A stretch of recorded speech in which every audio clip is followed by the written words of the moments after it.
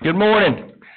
I'd like to welcome you to the July the 12th, 2018 Davidson County Board of Commissioners meeting. To start the invocation, we'd like to ask Lance Barrett to do the invocation and the Pledge of Allegiance. Please bow your heads. Dear Lord, we come here this morning as a free people to do the business of Davidson County government. We would just ask that you bless us with clarity of mind. We would ask you to give us wisdom so that we can do rulings and make decisions that would be to your pleasure and to the best of the people of Davidson County. And we thank you for our employees through the strength of our county. It's in your name we pray. Amen. Amen. I pledge allegiance to the flag of the United States of America and to the republic for which it stands, one nation, under God, indivisible, with liberty and justice for all. We'd like to recognize Kent Beck. Kent, where are you at? He's a representative from the election chamber. Anyone here else from the chambers? Okay. I'd also like to recognize to my right our county attorney Chuck Fry, our county manager Zeb Hanner, our assistant county manager Casey Smith, and master clerk Debbie Harris. Okay. We got Commissioners Jarvis and McClure who are unable to be at the meeting because they had to do they're at a NACO conference serving as a delegates to the board. Can I have a motion and a second to excuse them both from the meeting? So moved, Mr. Chairman. We also have Commissioner Crotts, who is not here. Has anyone heard from Commissioner Crotts? He'll probably show up. Okay, we'll give that a little bit because he may be just running a little late. It'll just be an affirmative vote when we adopt the agenda. Okay. Okay. Thank you. You need to vote on the Lisa. motion. Okay. All right. All in favor of excusing Commissioner Jarvis and McClure? Say aye. Any opposed? Okay. All right. Please register if you want to speak at the public address.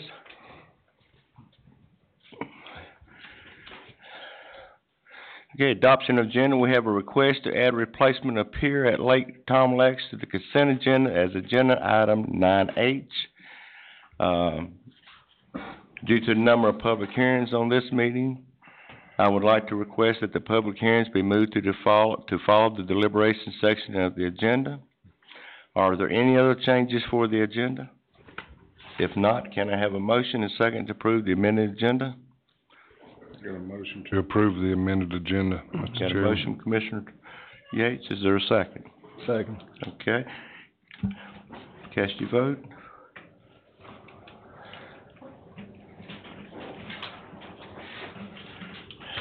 All the votes are in.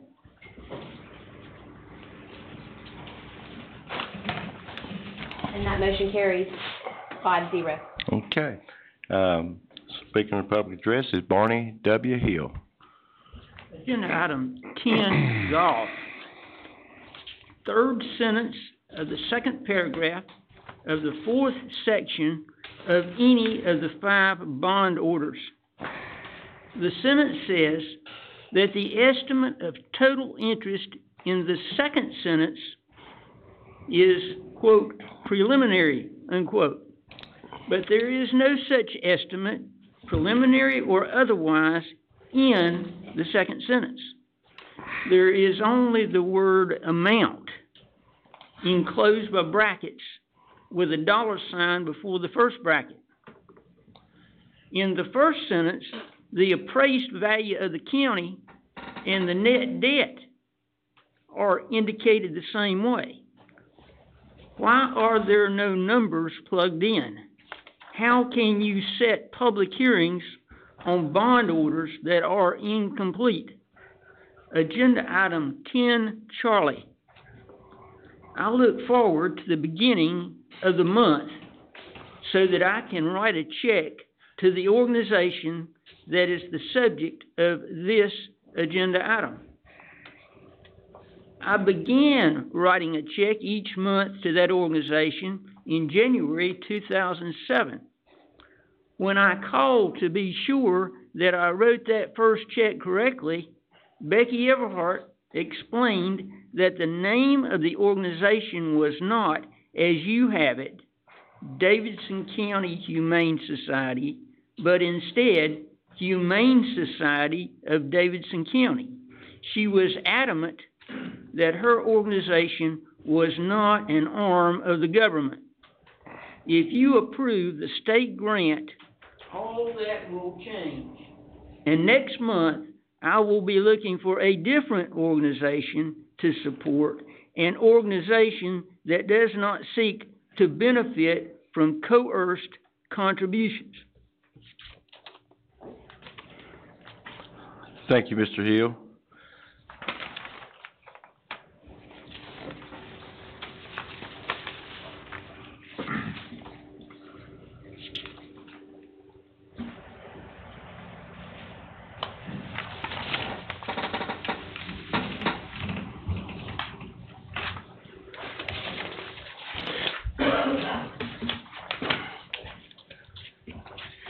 Okay. Are there any items to remove from the consent agenda for discussion? Motion approved, consent. Okay, we got a motion by Commissioner Troy to approve. Can I have a second? Second. Okay. Any cast your vote?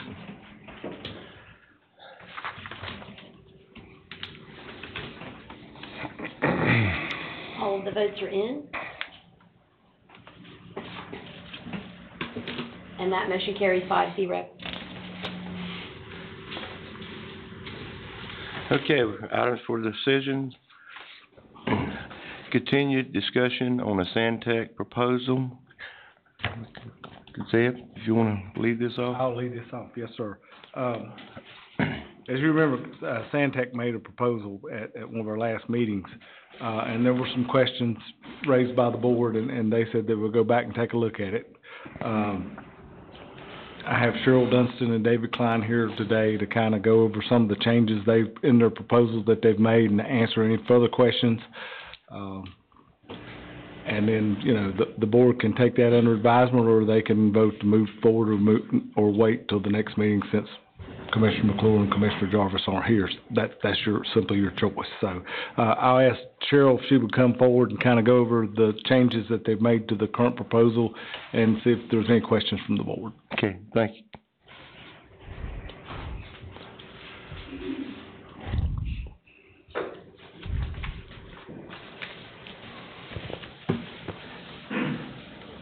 Handout here. Go ahead and hand it out to them. There's one right here for them too. Thank you. Hey, good morning. You might as well lay one out at everybody's, and that way they can get them to them.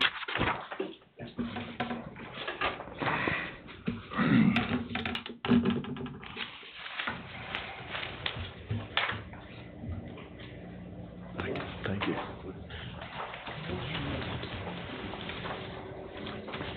I want to thank you for yes. Now that we're being video, please give your name. Oh, sorry. Yeah, no problem.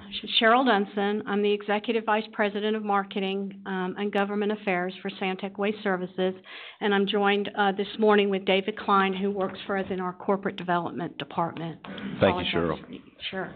I want to thank the Board of Commissioners for the opportunity to come back and address some of the issues and concerns that you had back in April and May when we met with the Facilities Committee and then again with the Board of Commissioners. I think what we've done is listen to some of your concerns and put our best and final offer on the table. And I'd like to just go over the highlights of those matters with you this morning. One of the issues that we heard was because we had proposed to increase the amount of volume coming into the landfill to a total of 180,000 tons per year, I think there was a concern about the life of the landfill. And so what we have done, as we do in other counties where we manage landfills, is we're willing to give Davidson County a contractual guarantee of 30 years of disposal capacity at the landfill, which means we will make that space available to you at your landfill, and if for some reason we don't, we will transport your volume at our cost to another facility. So that is a 30-year contractual obligation that we're willing to make to Davidson County. Another concern that we heard from you was that we had originally proposed a disposal rate of $28.08 a ton for any waste that Santec goes out and markets and brings into the landfill on our vehicles. I heard very loud and clear, as did David, that that was an issue with the commission.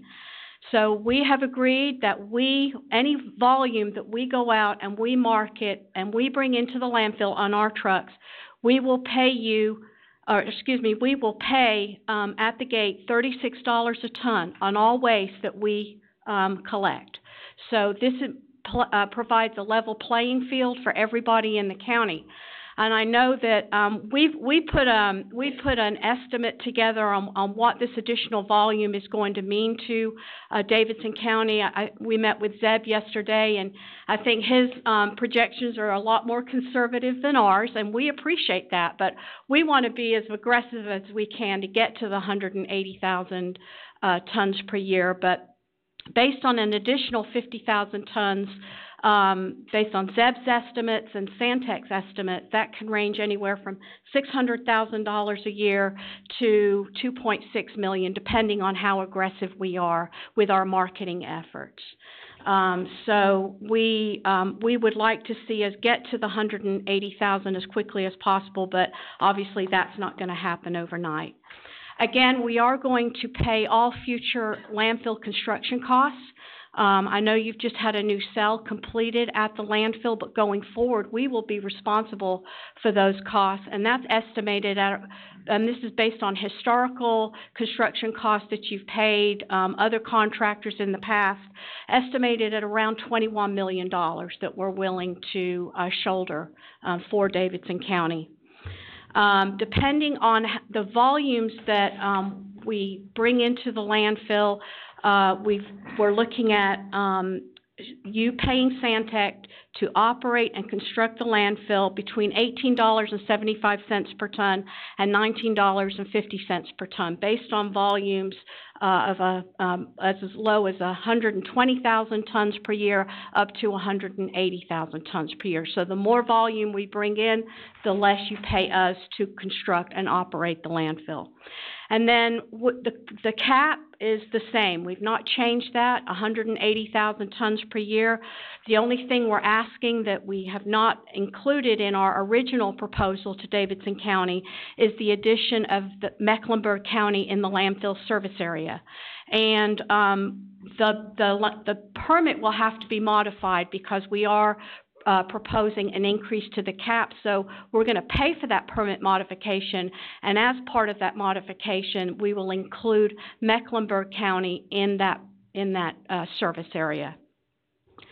Santec has been in business 31 years. This is what we do with local governments. Our first landfill partnership contract is still in place, and that was in Bradley County, Tennessee in 1987. I think this is a good financial and a good model for where we can take Davidson County's solid waste program into the future. I think together we can increase revenue, we can reduce your costs, and maybe you can free up some money to put in other places and in other departments. We're going to help stabilize market conditions because we're going to be bringing in volume that potentially you could lose to other landfills in this area. And then we're going to contractually provide you with longevity in your landfill. So that's where we are today. I'm willing to answer any questions that you may have. David's here to help me if I get stumped, but I've been doing this a long time. I don't think I will, but if you have any questions, I'm more than happy to address them at this time. Okay, thanks, Cheryl. Any questions from the board? I do have just one question. When you were talking about the permit would have to be altered to increase the capacity, what would it be increased to what? Well, there's a couple things that we would do. Are you talking about the life of the landfill? Okay, I just wanted to clarify that.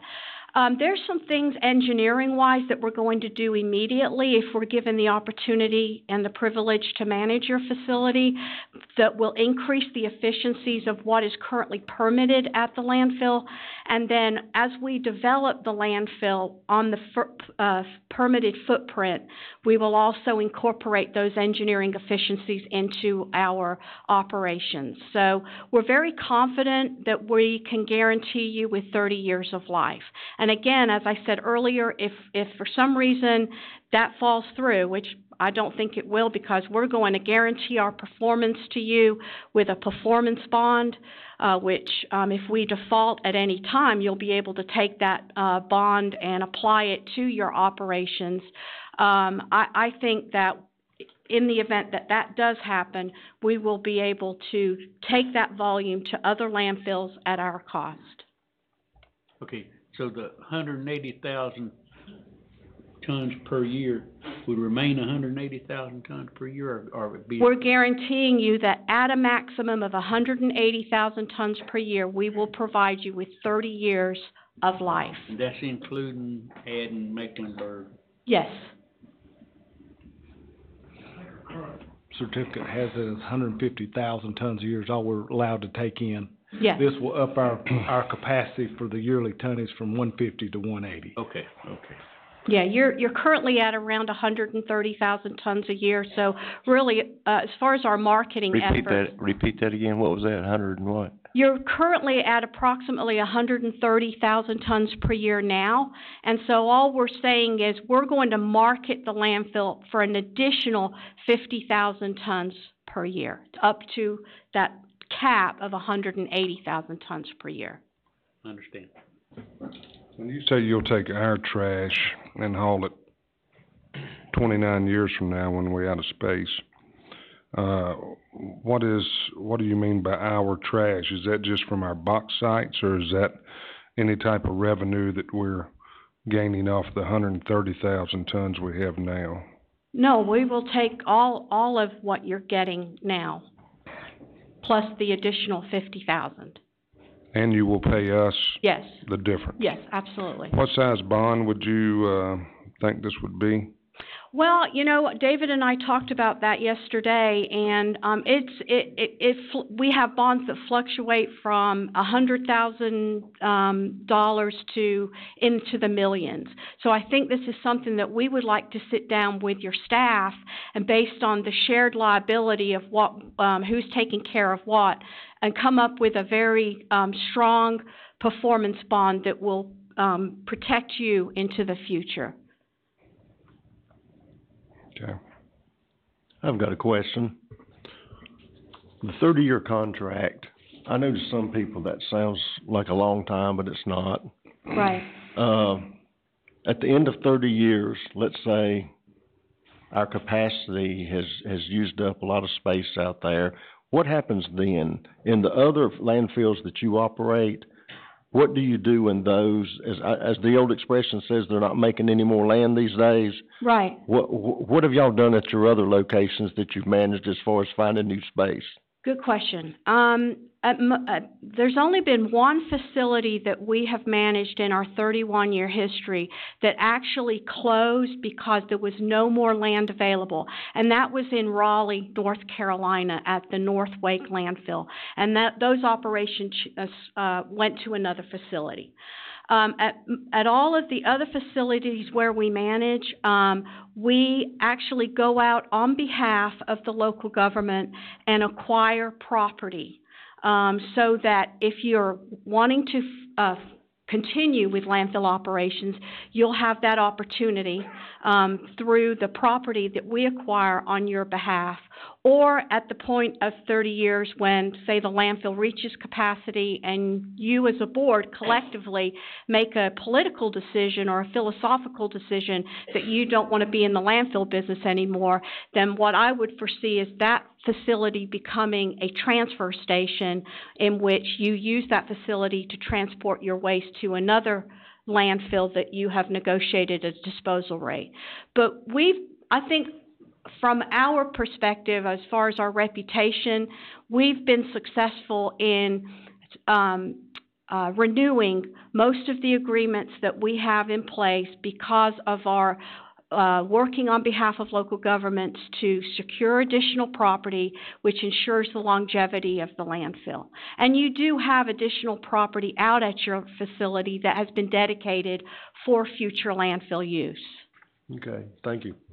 What kind of money would Santec generate us now off the 130,000 tons? Does anybody have that number? I don't know that at $36 a ton, it'd be any different than us. Yeah. No, but I'm saying, what is the net to us now off of 130,000? I guess they're gonna charge us Well, Matthews, if you turn to this sheet $19.50 here, a ton. if you turn to the back side of this, which I think is pretty much sums this up. I don't think I Lots have of that. numbers on this page. But the first column there, 2019, shows if the deal's done, what 135,000 tons is gonna look like net to us. I don't have that sheet there. That's your. Yeah, you've got it it's at your on place this there. one, the very last page. So what does that show? Goes straight to the bottom, and the net is the result of us, if 135,000 tons, because when this deal's done, if it's done, approved by the board, we're not gonna go straight to 180 Right. overnight. So at 135, counting, Santec taking their cut of the revenue brought in, us taking our cut, and again, we'd have to keep recycling, keep some scale house attendants, probably some truck drivers that are in sanitation. You end up with the 690,000 net, and as you can see, it grows from there as the tonnage grows. But we keep the sanitation drivers anyhow, right? I mean, that's, Well, some of them have been budgeted over in the landfill, so they probably would have to come back over to the general fund side. why are they budgeted to landfill? The landfill ends up having, I think, some people working from some of this stuff, truck drivers being used over there too. So that's one part we'd have to sit down and negotiate is what 8 or 9 staff, you can see we got 8 here, are gonna have to go with Santec, and what's left that would probably have to come over to, I guess the only place would be left is sanitation in the general fund. Because all we would operate is recycling, which doesn't have any staff in it at all right now. How do we do it with no staff? It's just mostly operating expenses there. I don't think, there might be some part-time folks there, I can't remember. I And don't think inmates. there's any The full-times, inmates. huh? The inmates. And the inmates, yeah, I don't think there's any full-time staff dedicated there. Okay, but you gotta, that's gonna be an expense. I mean, You're right, and it's on here at the bottom. That's why Cheryl said at the beginning, her projections are a little higher. I think what she's talking about is the gross. What we wanted you all to see is the net. What's gonna happen once we still have to do these things? And I think this sheet here does a pretty good job of capturing some of that. Sanitation drivers shouldn't be in the landfill payroll, period. I mean, Yeah, I understand, and it's somehow over time we've gotten some stuff, people doing mixed duties, and I'd have to tease some of that out before we do this deal. 'cause you can't get a true picture of either one, what the cost is. Right, but there's not that many of them, and the ones we've grabbed, we pulled them over here, so I think this is worst case scenario right here. This bottom bold numbers at the bottom.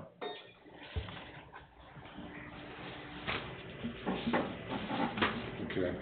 Well, I tell you, on something like this, we can't make a decision with 3 commissioners not here, I agree, but I do have a couple questions. How do you separate, what is the projected tonnage from outside of Davidson County that you're looking at? How do you project what you will be picking up from Mecklenburg, for example, or other counties? Well, we know that there are, first and foremost, there's municipal contracts that are out there that are gonna come up for renewal or they're gonna go out to bid. So we will be tracking those. And when there is a bid opportunity, we will be, participating in those opportunities. There's also special waste that will be, out there that you're probably not getting right now that we would like to get aggressive, as far as, procuring those type of waste streams, which are permitted to come into Davidson County's landfill. And then we're looking at acquisitions because we want to be a long-term player in this market.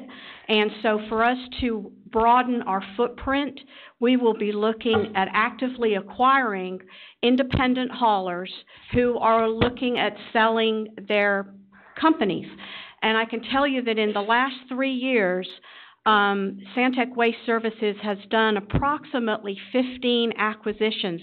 We've gone from 250 employees to over 750 employees in the last 3 years because of our acquisition efforts in Kentucky, Alabama, Georgia, Mississippi, and Texas. Obviously, when you do a fiscal plan for how you can prepare your bid process, go through your bid or whatever, you have to have some idea of the tonnage that you'll be taking in from other counties. What model did you use when you made your projection? Well, we take a look at what the waste shed is, and that's a solid waste term for what is the available waste streams out there in the service area. And your service area right now is Davidson County and contiguous counties. So we know what's out there, and we're just asking that we add Mecklenburg, which gives us a broader footprint from which to grow. And we feel confident, based on what you're currently doing and based on what's out there in the marketplace, that we can get to 180,000 tons per year. So, and that, again, that's through municipal contracts, acquisitions, and special waste. Okay, and we're presently taking in 130, around 130, so we're going to be increasing over time, and that, like I said, I think this sheet shows you the gradual sloping up of that. You don't get to 180 until 2023. But the 180 is what we're guaranteed. That's tip top. Yes. Okay. Is there any waste that we're presently taking out there that would not be that you folks would not be handling? Oh, no. Okay. I mean, how do you define? Let me give you something simple. Latex paint. How do you define it? Do you consider that hazardous waste? Latex paint as a liquid is, yes, that's a hazardous waste. But it's not on hazardous waste list. Latex paint as a solid is not considered a hazardous waste. So it's basically how the state classifies those waste streams in the form that it comes into the landfill. So you would not be able, and we would not be able to accept latex paint as a liquid. As a solid, it's not considered hazardous. Okay, so like oil paint, liquefied latex paint, will you folks have a special process for accepting that at the landfill? Yes, well, we would. Now you can take paint out there, and they've got a special place that we can put it. They handle it certain times a day, correct? A week. Are you prepared to still continue to offer that service to our citizens? Sure. Yeah. So it doesn't have to be, as long as we're talking liquefied latex. Believe it or not, I hear that a whole lot about it. You know, selling. Well, one of the things we do at not all of the landfills that we manage because of the waste streams that come into the facilities, but we do look at solidification, and that would be something that we would, if you're getting a lot of latex paint, we could look at a solidification process that turns that waste into a solid that could be landfilled. Okay, and that would all fall in within the price scales that you've given us? Yes, absolutely. Okay, I agree with Commissioner Yates on this. I think we need to take a look at this and we'll move it, any projected time that we need to, or just say move it to August and then Move it to remix August, okay. I guess, Okay. August 14th. Would you like us as staff, we've got the bullet points, but would you like us to get with the Santec folks and have the formal contract so you can see actually what the contract would look like? I would like to see that, and I would also like to see, I think Commissioner Yates sits on that solid waste, and him kept up to date as to the progress and how this thing moves on. Be glad to. Okay. Is there anybody, any other commissioner sits on the solid waste? Okay. Just for a quick point, those folks aren't called truck drivers, they're called heavy equipment operators. But I think it is a bleeding of somewhat of duties. Does that make sense? So they're getting charged in the landfill, but I have to go through and figure out what these people actually somewhat do. You know what I mean? I think there may be some truck driving mixed in with working on heavy equipment too. See, that's the problem is, if they're bleeding over, and you know this. Right. I mean, if they work at landfill 20 hours a week and they work at sanitation 20 hours a week, they need to be divided to each. And that money-wise, they hadn't been at this point. So we have a proper cost of Right. what each one, when I ask how much sanitation costs, say $1 million a year or whatever, that's not a true cost. if 4 or 5 of those employees is being billed to the, you know what right, I'm talking right. about, and it's been that way for a while, so. Yeah, and but I've forgotten that we don't call them truck drivers anymore. Somewhere along the line, we changed it to heavy equipment operators. But I know who they are. I know what people were talking about. But they need to be coded properly, Right. even if they only work half their time here and half their time there, so we actually know what our costs are, so.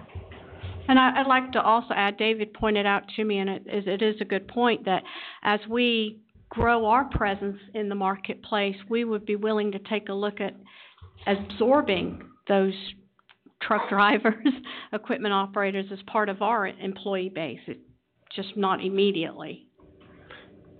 And, Zeb, I assume that the bond issue will be discussed as far as what amount will be introduced into the contract if it goes that far? We can do that. Yeah, we do. I think we need, I think Commissioner Yates made a good point on that. Okay, thank you, Cheryl. Appreciate your time. Okay. Let me uncover all my paperwork here, trying to get back.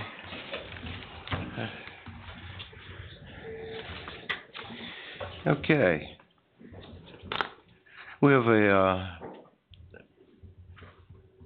contract for reference checking software. Kathy Cashan. Yes, good morning, Commissioners. Good morning. I'm Kathy Cashin, HR Director for the county. You should have a handout, which is a sample report from the system that we're going to be talking about. But before you look at that, I want to give you just a little bit of background information about this system. So what this system is a reference checking solution. It's a recruiting tool that you use along with your other forms of recruiting. It's not a substitute, but it is a huge time saver, and it's a much more reliable source for doing reference checks for candidates that we have in the county. So I want to just give you a few numbers. For 2017-18, we posted and filled 168 positions in the county. Just suppose you chose 5 applicants per position. That's 840 applicants interviewed. Let's say each of those applicants gave you 4 references. We want to make sure we're checking references when we're hiring people. That's 3,360 calls to references. If you average 30 minutes per call, that's 1,680 hours on the phone. Just checking references, and you haven't even interviewed people yet. So that's about 42 work weeks. Not one person, but 42 work weeks out of the county's time just checking references for applicants. So that's the primary reason why we might want to consider this system. The other reason is that it is very good at making sure you've got the right person in the right seat on the bus, rather than just hiring people that you really don't have any information in front of you other than their resume that they've presented or the application that they've completed for you. And we all know that sometimes when you make cold calls to references, a lot of times all you'll get is their name, rank, and serial number. Basically, the job title they held, the position, pay that they had, how long they were with the company, that type of thing. You won't get a whole lot more detail than that most of the time. So this system enables you to get in front of the game. It's not a thing that you have to wait until you've identified your candidates. Let me give you another example. You've got a position posted. You have maybe 50 applicants. You have 10 applicants that look really, really good for this position. So you can go into this system and you can, first of all, just make a very quick call. Are you still interested in this role? I'm going to send you a link to Skill Survey. I want you to go in and enter your references. That's the first step. So the 10 applicants would go in and enter their references. Turnaround time is typically about 2 to 3 days. You get a report back on each candidate, and you can get a report back that compares all 10 candidates within one report. From that information, then you decide who are the top 3 people that I want to interview for this position. So just looking at this report, if you'll go to the first page, and I know it looks, it's got a lot of information on there, let me just say that, but it's a very easy report to read.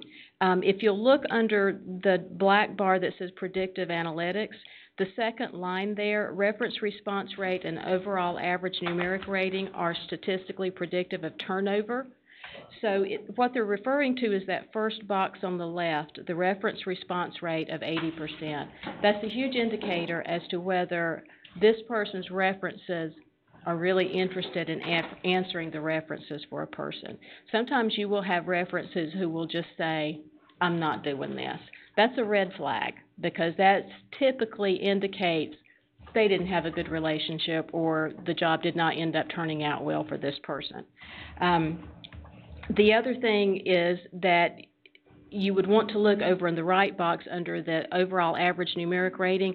You're looking for a higher rating in those two categories there. The red bar is managers' ratings only, and then the black bar underneath that contains the managers' ratings and any peers that they may have included. So what you're looking for are candidates who turn out in the green bar. You see the red, yellow, green. It's just like a stoplight: stop, caution, go. So when you end up with candidates with those ratings under that green bar, you know you've got a pretty good candidate that you're looking at.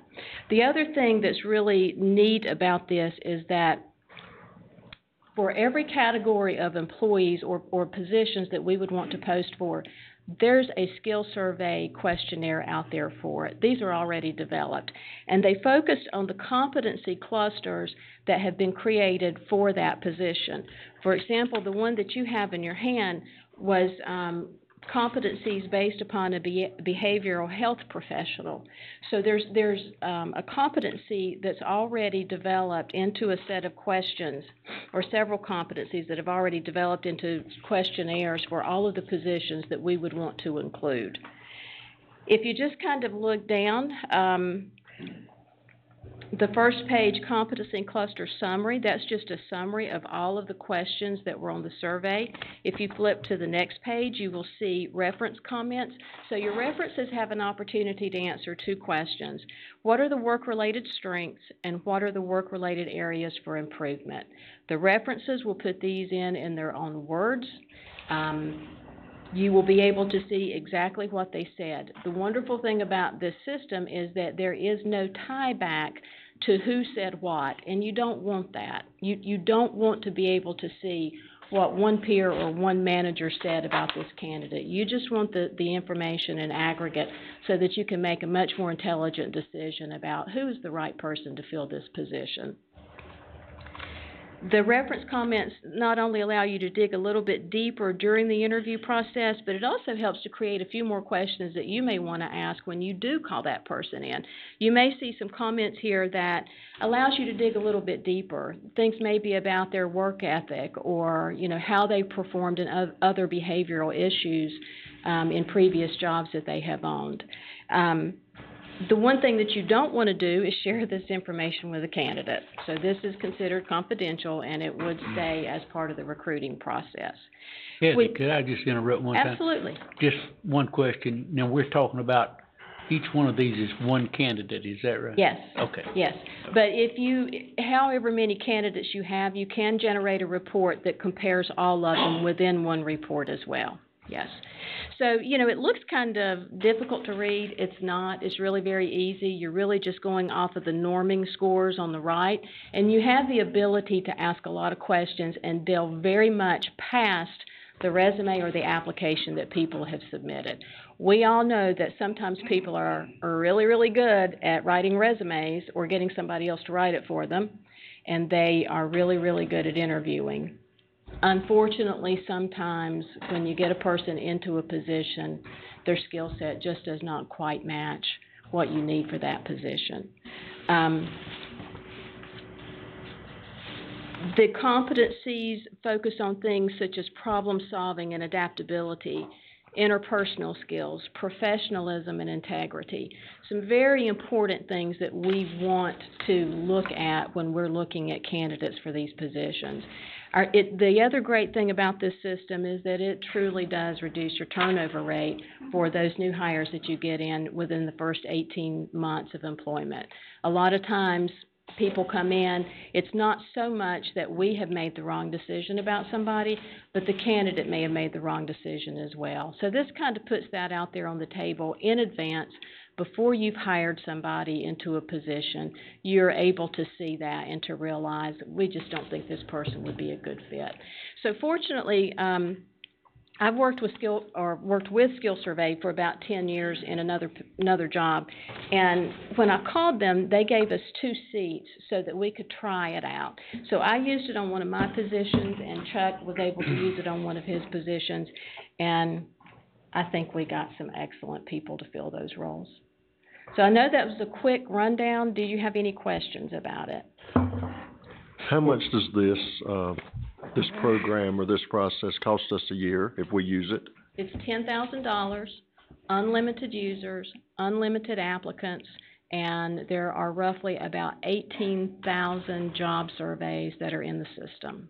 Okay. Now, initially for the first year, they will tack on $500 to do a training and implementation. So is that 10,000 a year or just 10,000 period? A year. It's an online cloud system. How many employees do we hire a year? The statistics for the past 3 years, if you take out Davidson Works hires, recreation, which I don't think we should deduct recreation from those numbers because we still go through the same process with recreation employees. But if you take out the Board of Elections, for 2015 it was 145. For 2016 it was roughly 175.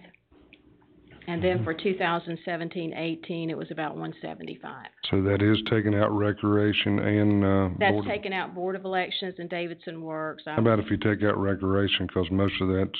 I'm sorry, it's taking out Davidson Works and Board of Elections. When I gave you those numbers, I added recreation back in. We should be including those. We should be including recreation even though they're part-time? Yes. Really? Yes. How many of those hires were people inside Davidson County government just moving to another position? Do you have that statistic? No, I don't. But there again, that's still a system that we can use for internal promotions and transfers as well, because you still have that information, and you probably want to get that information, whether it's, within this system. Because I know social services, they're always filling positions with other people in social services, which then creates another opening, and it's like a revolving system there. And how I would anticipate using this report is, it's not saying that we don't have a good candidate. We probably do. It may just be that because of the skill set and the responsibilities of the job, by utilizing this system, we would be able to see, yes, this person would be good in this role, or maybe this is not the best seat for them. Now, this would not include law enforcement, though, would it? I'm sorry? This would not include law enforcement, would it? Oh, absolutely. It would? Yeah, it could, yeah. So that is my next question. Is this mandatory that every department use this if we spend $10,000 on it? I don't think it's mandatory, but with the amount of time that it saves and the amount of turnover that it would reduce, I think people would want to use it. It's, like I said, it's easy to use. Another great thing about this is that you create a passive candidate database. So right now, the way we recruit, we're basically putting it out there, and unfortunately, that kind of intrigues the people who are either not employed, or they know that they're very soon not going to be employed, or they're just not happy where they are and they want to look for another position. What this system does, at the end of every reference check, it asks the person, would you be interested in hearing about job opportunities within our company should something come up? About 75% of those folks will say yes. So once they click that yes box, then you are building a passive candidate database so that, for example, Dale Moorfield in Social Services, good people know good people. If you get a good candidate and they had 5 references and 2 of them check that yes, I would be interested, then chances are you're going to get a similar candidate from the one you just hired. So then when Dale has another position to become available, he has the ability to go back into this passive candidate database and look at these folks and say, you know what, I know they're working, they might be interested in coming here. And so that is a great pool of candidates to pull from, especially when unemployment has been as low as it has been for as long. You know, what I don't want to do is buy this and then the department's not use it. I mean, that's what you're buying it for, supposedly, is to get participation. So If they don't use it, then it's not gonna help us in finding those candidates that, the turnover. And I read one of the things, I've been reading about it here just for a second. One of the difficulties is, I guess in each department, you have to set up different questions that you would wanna ask that candidate, is that right? No, you don't have to. You don't have to, You but have the to be ability to do efficient, that. yeah. And that's another thing, that if a department is gonna do that, they really need to run that through me first. The great thing about the surveys that are already in this system is that they are EEOC compliant. And so, we all know you have to be careful when you just kind of throw other questions out there. They can be considered discriminatory for different groups and classes of people. So all of these are compliant. But it does give you an ability to dig a little bit deeper during the face-to-face interview with the applicants that you pull in. We did discuss this with the department heads before we brought it to you guys, and they were in favor of doing something like this. So it's. Well, I know they're usually always in favor, but when they actually put it to use, you know, I mean, I that's. understand, but like I say, we did talk to them and go over the program with them, and there was a lot of interest by the department heads. Just one point of information.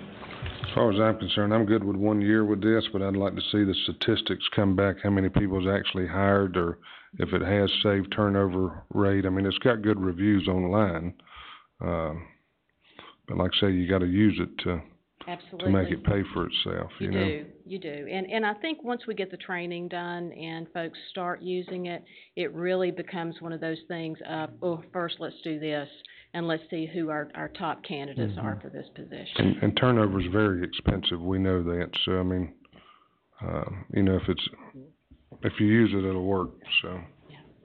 It appears that it will be very helpful, because the way the process is right now, all you've got is the resume and the online application until they get to the interview process. With this system, you'd already have a lot of information on them through those graphs and bars from the references. That's that right now, when you just call them, they might clam up a little bit on what they want to say. And many times, I even did a compare and contrast previously, when I used to use the system.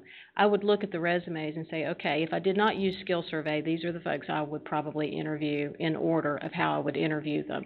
After I did Skill Survey, it usually ended up being completely different. So if you don't use something like this, you do end up missing some really good people, and you miss that passive candidate database that I think we're going to need going down the road. I have two questions, Kathy.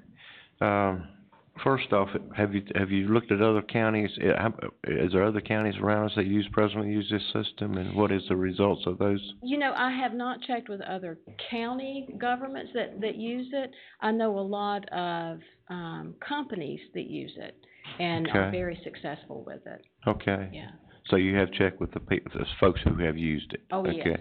Okay, one other question is, I've always said that when we implement something, we need to have a tool that tracks the efficiency of whatever we implement.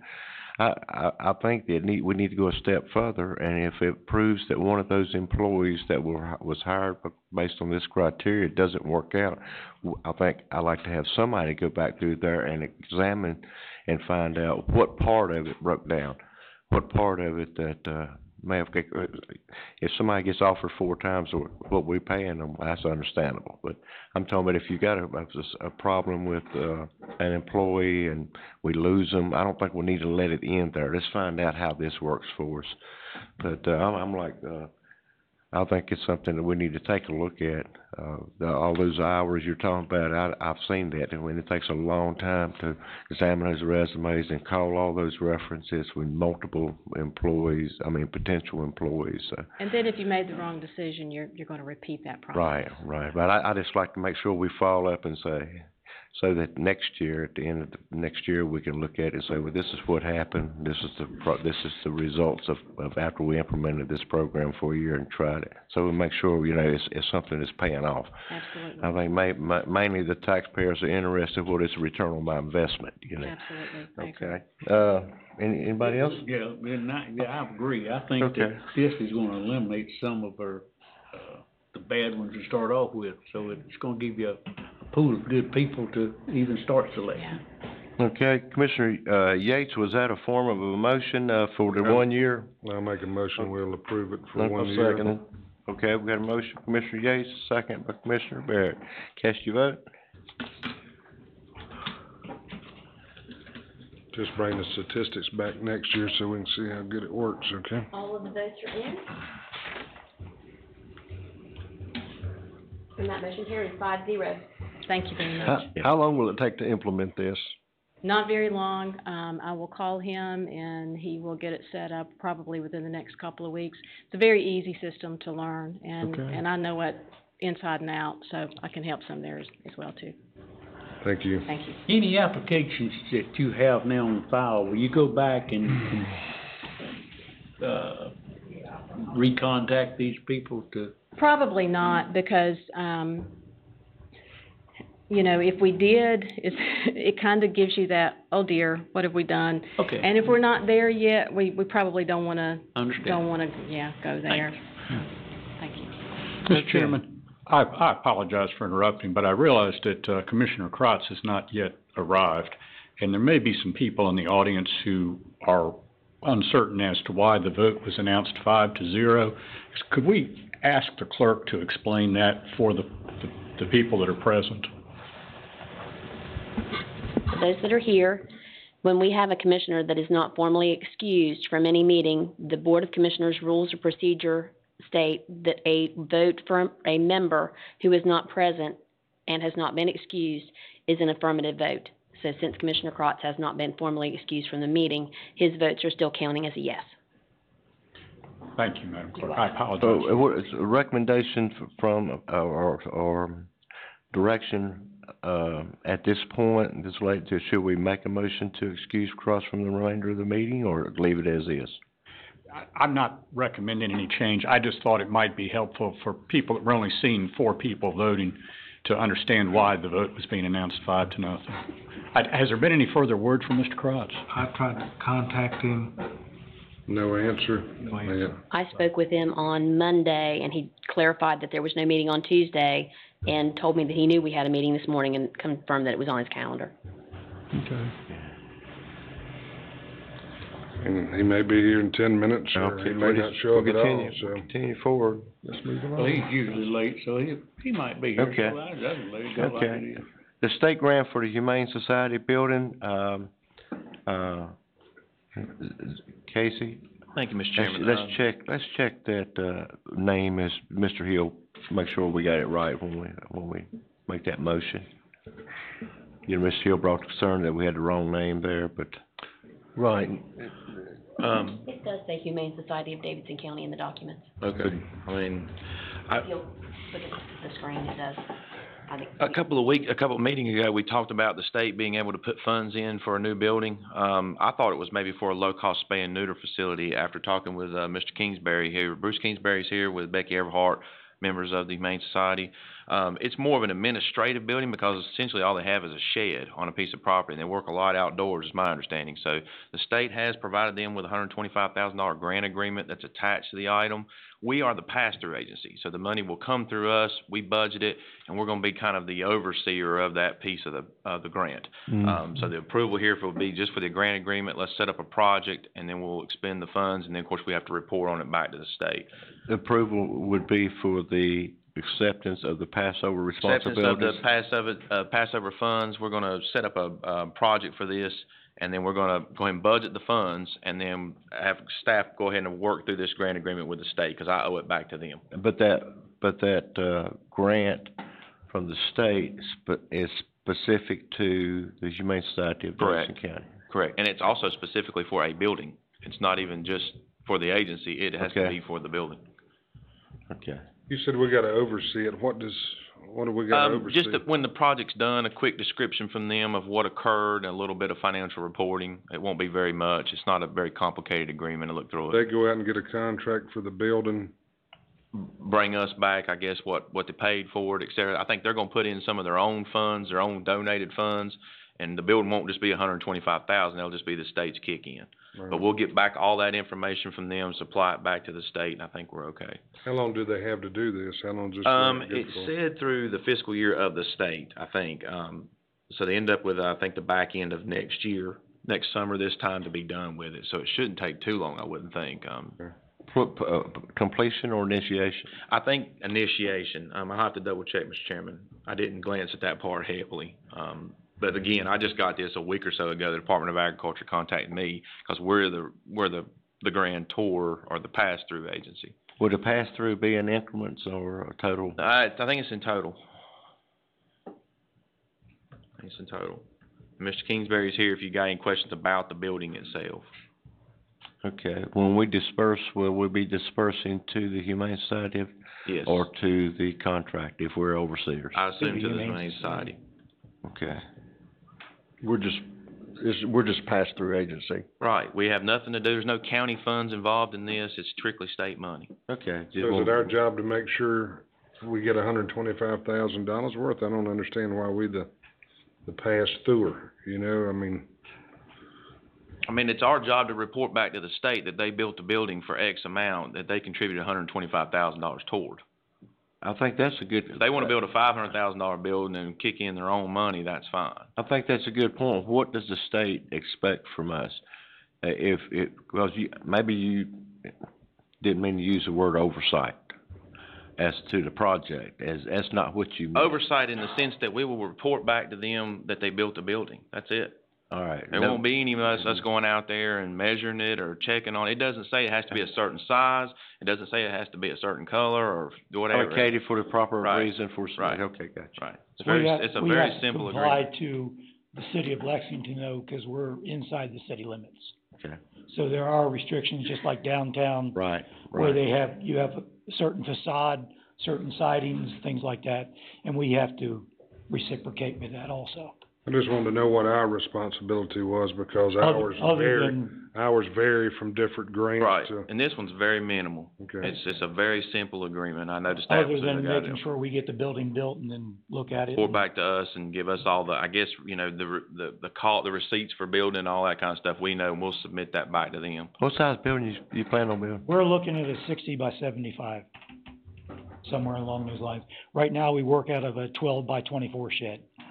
So we're outside in all the elements, rain, sleet, snow, heat, like yesterday, through all of our pet programs, pet pantry, like we did yesterday, spay and neuter program we do once a month.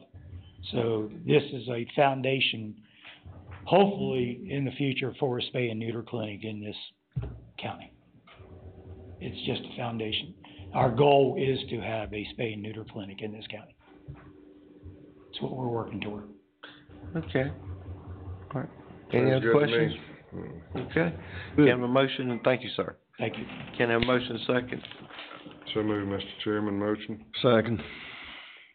Okay, we've got a motion from Commissioner Yates, second from Commissioner Barrett. Cast your vote.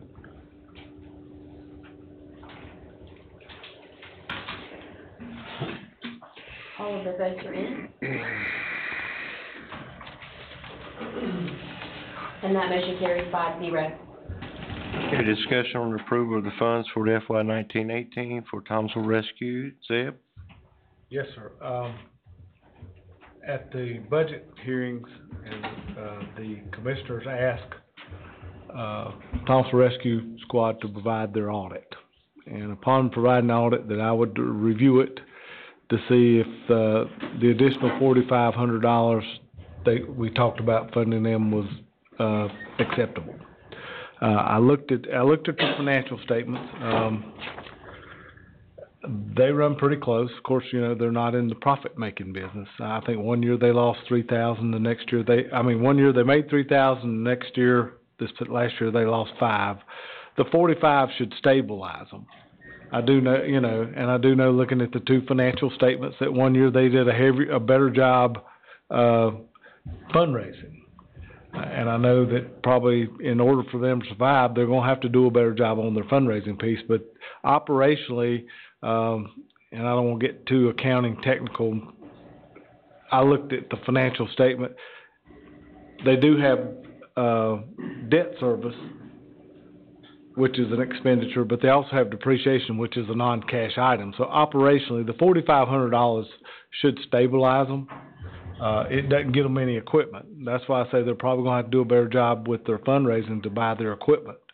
And I know that next year, as the Viper system come on, they're gonna have to buy some radios. So, I would say that this year, the $4,500 is probably a legitimate request. Okay. Any questions for Zeb? All right. I know with the budget, when we approved the budget, I think it was contingent on them getting us those audits. Right, the money's in there, but I had to give you a recommendation that it was okay to release those funds. Okay. Okay, if there's no other question, a motion second to approve. Motion to approve. Okay, do I have a second? Second. Okay. Cast your vote.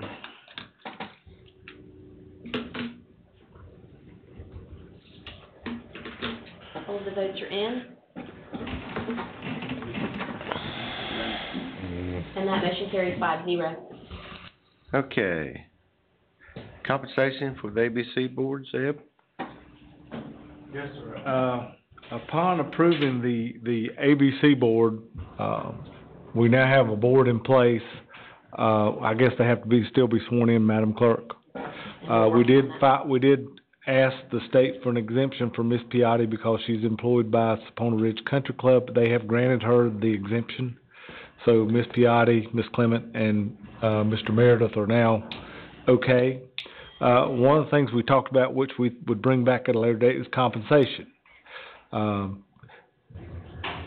The board here does not have to compensate them with county funds if they do not want to. They can allow them to fund themselves through their revenues as they start making revenues. But there was some talk that in the beginning, when they didn't have revenues, that the county pay them some type of stipend for their meeting time. Of course, the statutes are clearly set out that they can make no more than $150 per meeting, but that this board here controls the salary of those board members. I think there were some incidents down on the eastern part of the state where they were making very exorbitant salaries, and that's what enacted this part of the statute.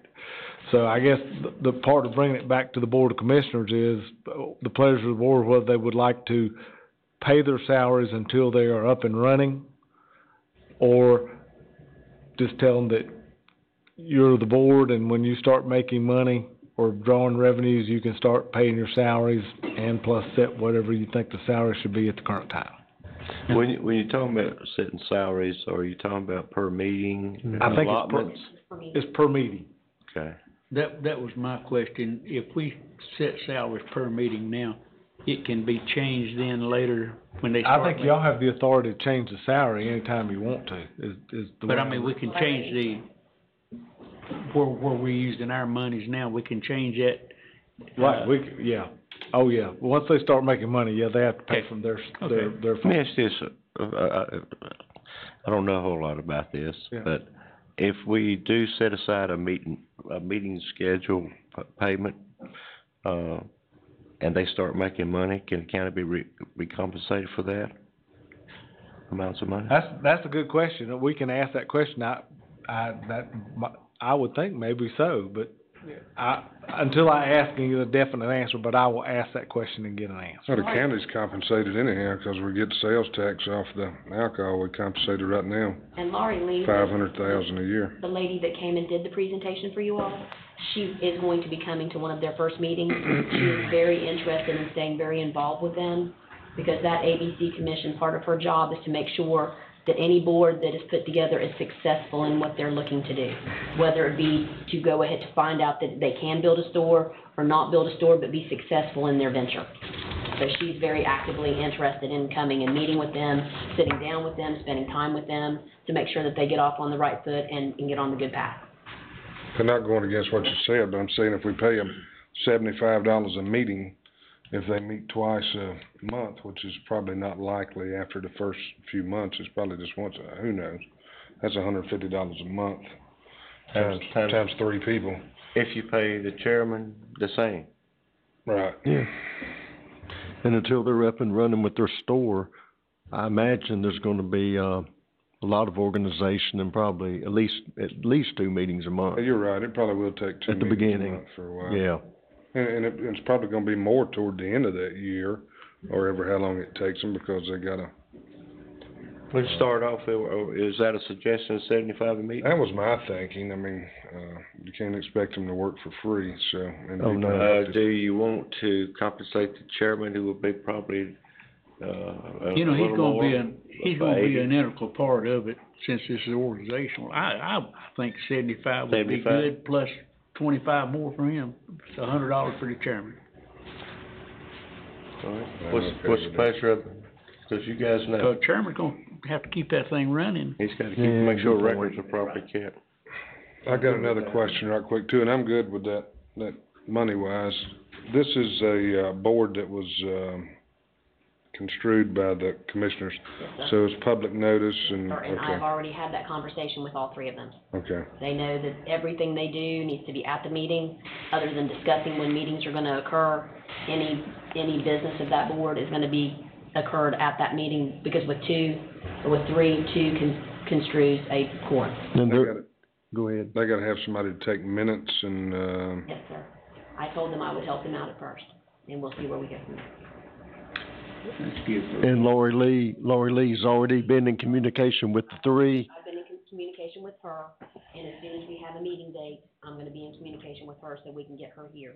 I've asked her whether a daytime meeting or an evening meeting is more convenient, and she said she will make whatever they decide work. So, that she is at their disposal. okay. Okay, the way I understand it, there's a motion that, we got a 3-member ABC board. The chairman receives $100 per meeting, and the other two $75 per meeting. Is that good enough? Okay. Do I have, Commissioner motion. Yates, can we have a second? Is that Commissioner Don's Troll? motion? Now, second. Okay, correction, Commissioner either Troll one, yeah. made the motion, Commissioner Yates Already second. done it. Okay.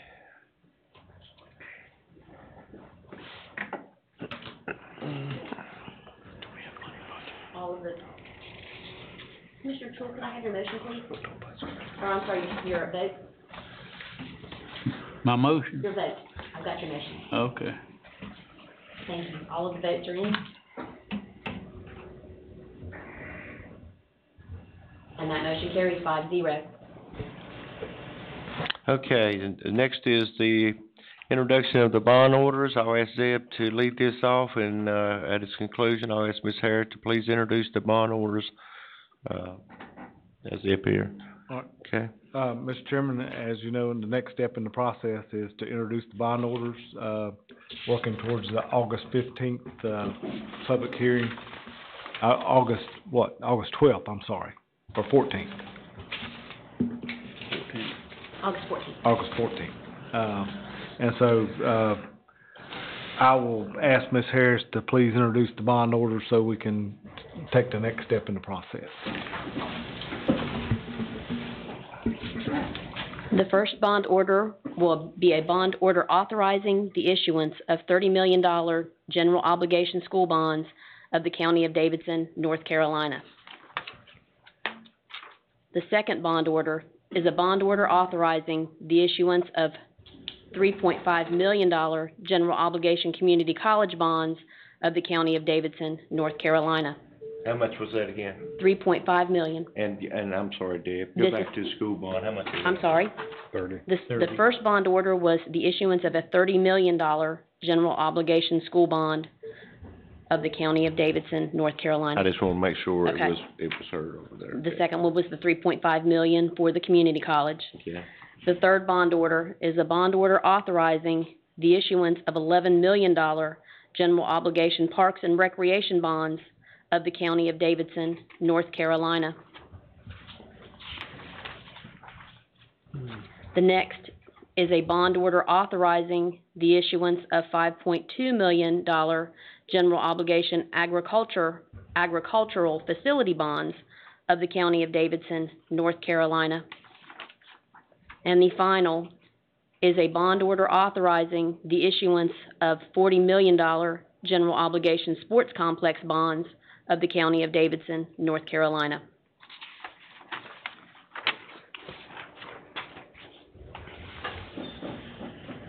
Okay, any other comments from Zeb or Deb, or, let me ask you, on this bond, on these bonds, will it be noted on the referendum, the, amount of increase? Because these officers come at a tax increase to the citizens of Davidson County, and they need to make sure they know what they're voting for when they vote. I believe that's part of the education that Dr. Walser and his advocacy group will do. Yeah, I don't know that in the language on the bond, on the ballot, you can actually state that. No way. Think so, Okay. yeah. Okay.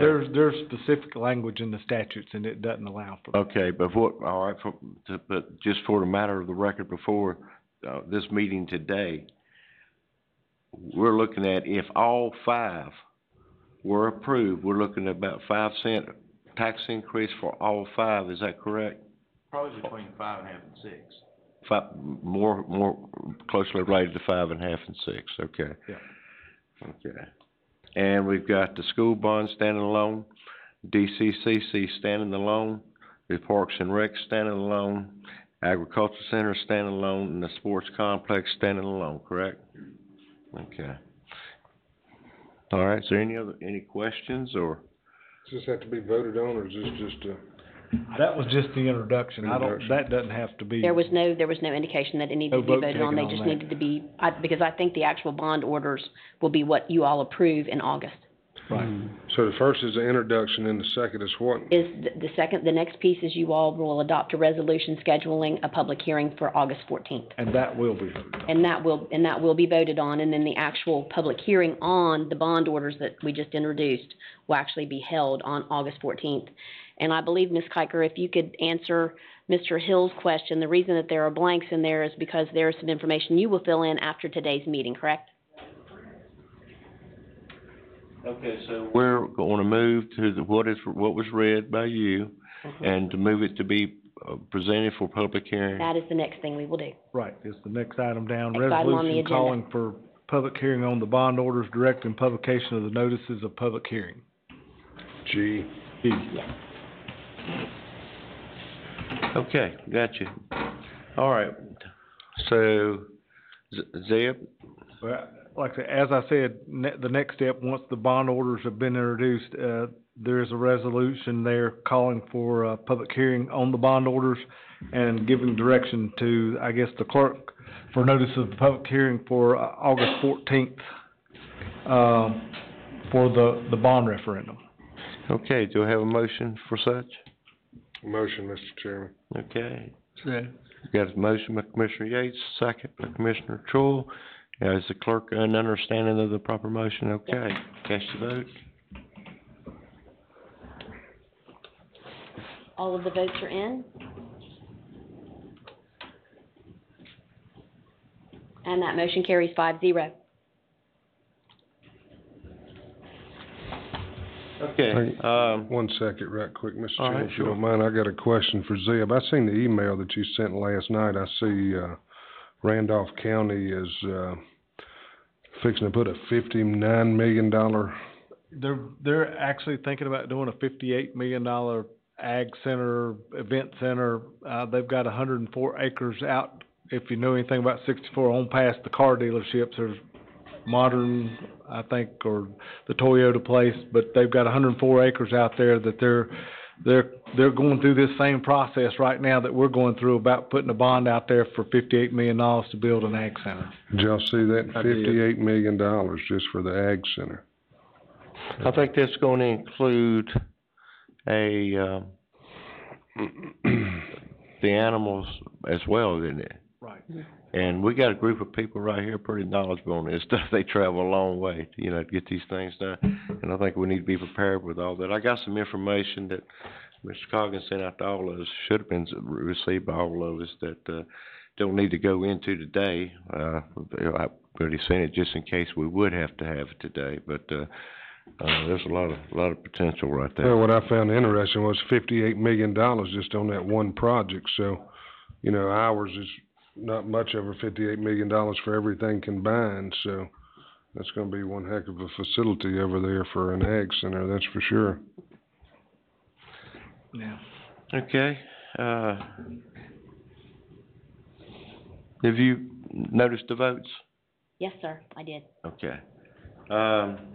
Discussion on delegation of authority to the planning board pursuant to House Bill 509. Zeb? Yes, sir. We've talked about this several times and, asked the assistance of our legislators to give us the ability, should we so choose. We've talked about streamlining the process of the planning board. And what this does is, it will give the Board of Commissioners the authority to kind of, within a certain guideline, set up a mechanism that gives the planning board, if the vote is approved by a majority by the planning board, bypassing that second meeting of the Board of Commissioners unless a petition is filed within 15 days, I believe. And so, our legislators, Mr. Potts and, Mr. Watford, got us on a local bill that grants us that authority.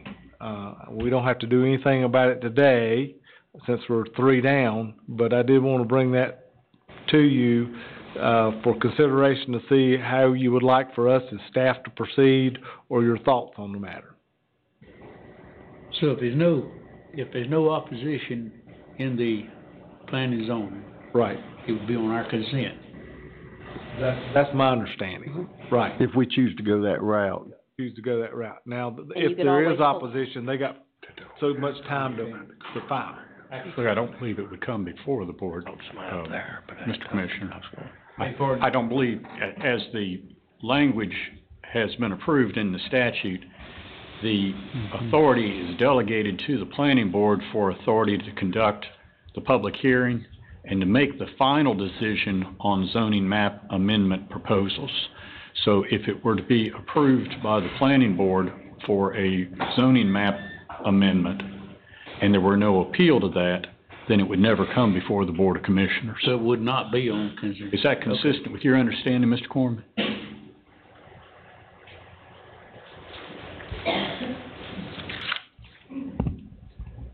Staff had the understanding that if there was no opposition, it would be placed on the Board of Commissioners consent agenda. It says it may be placed on the consent agenda.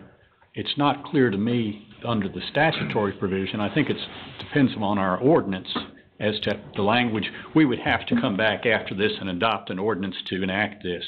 So I think it would be the intent of the board that it would come at least to be placed on your consent agenda. Agree.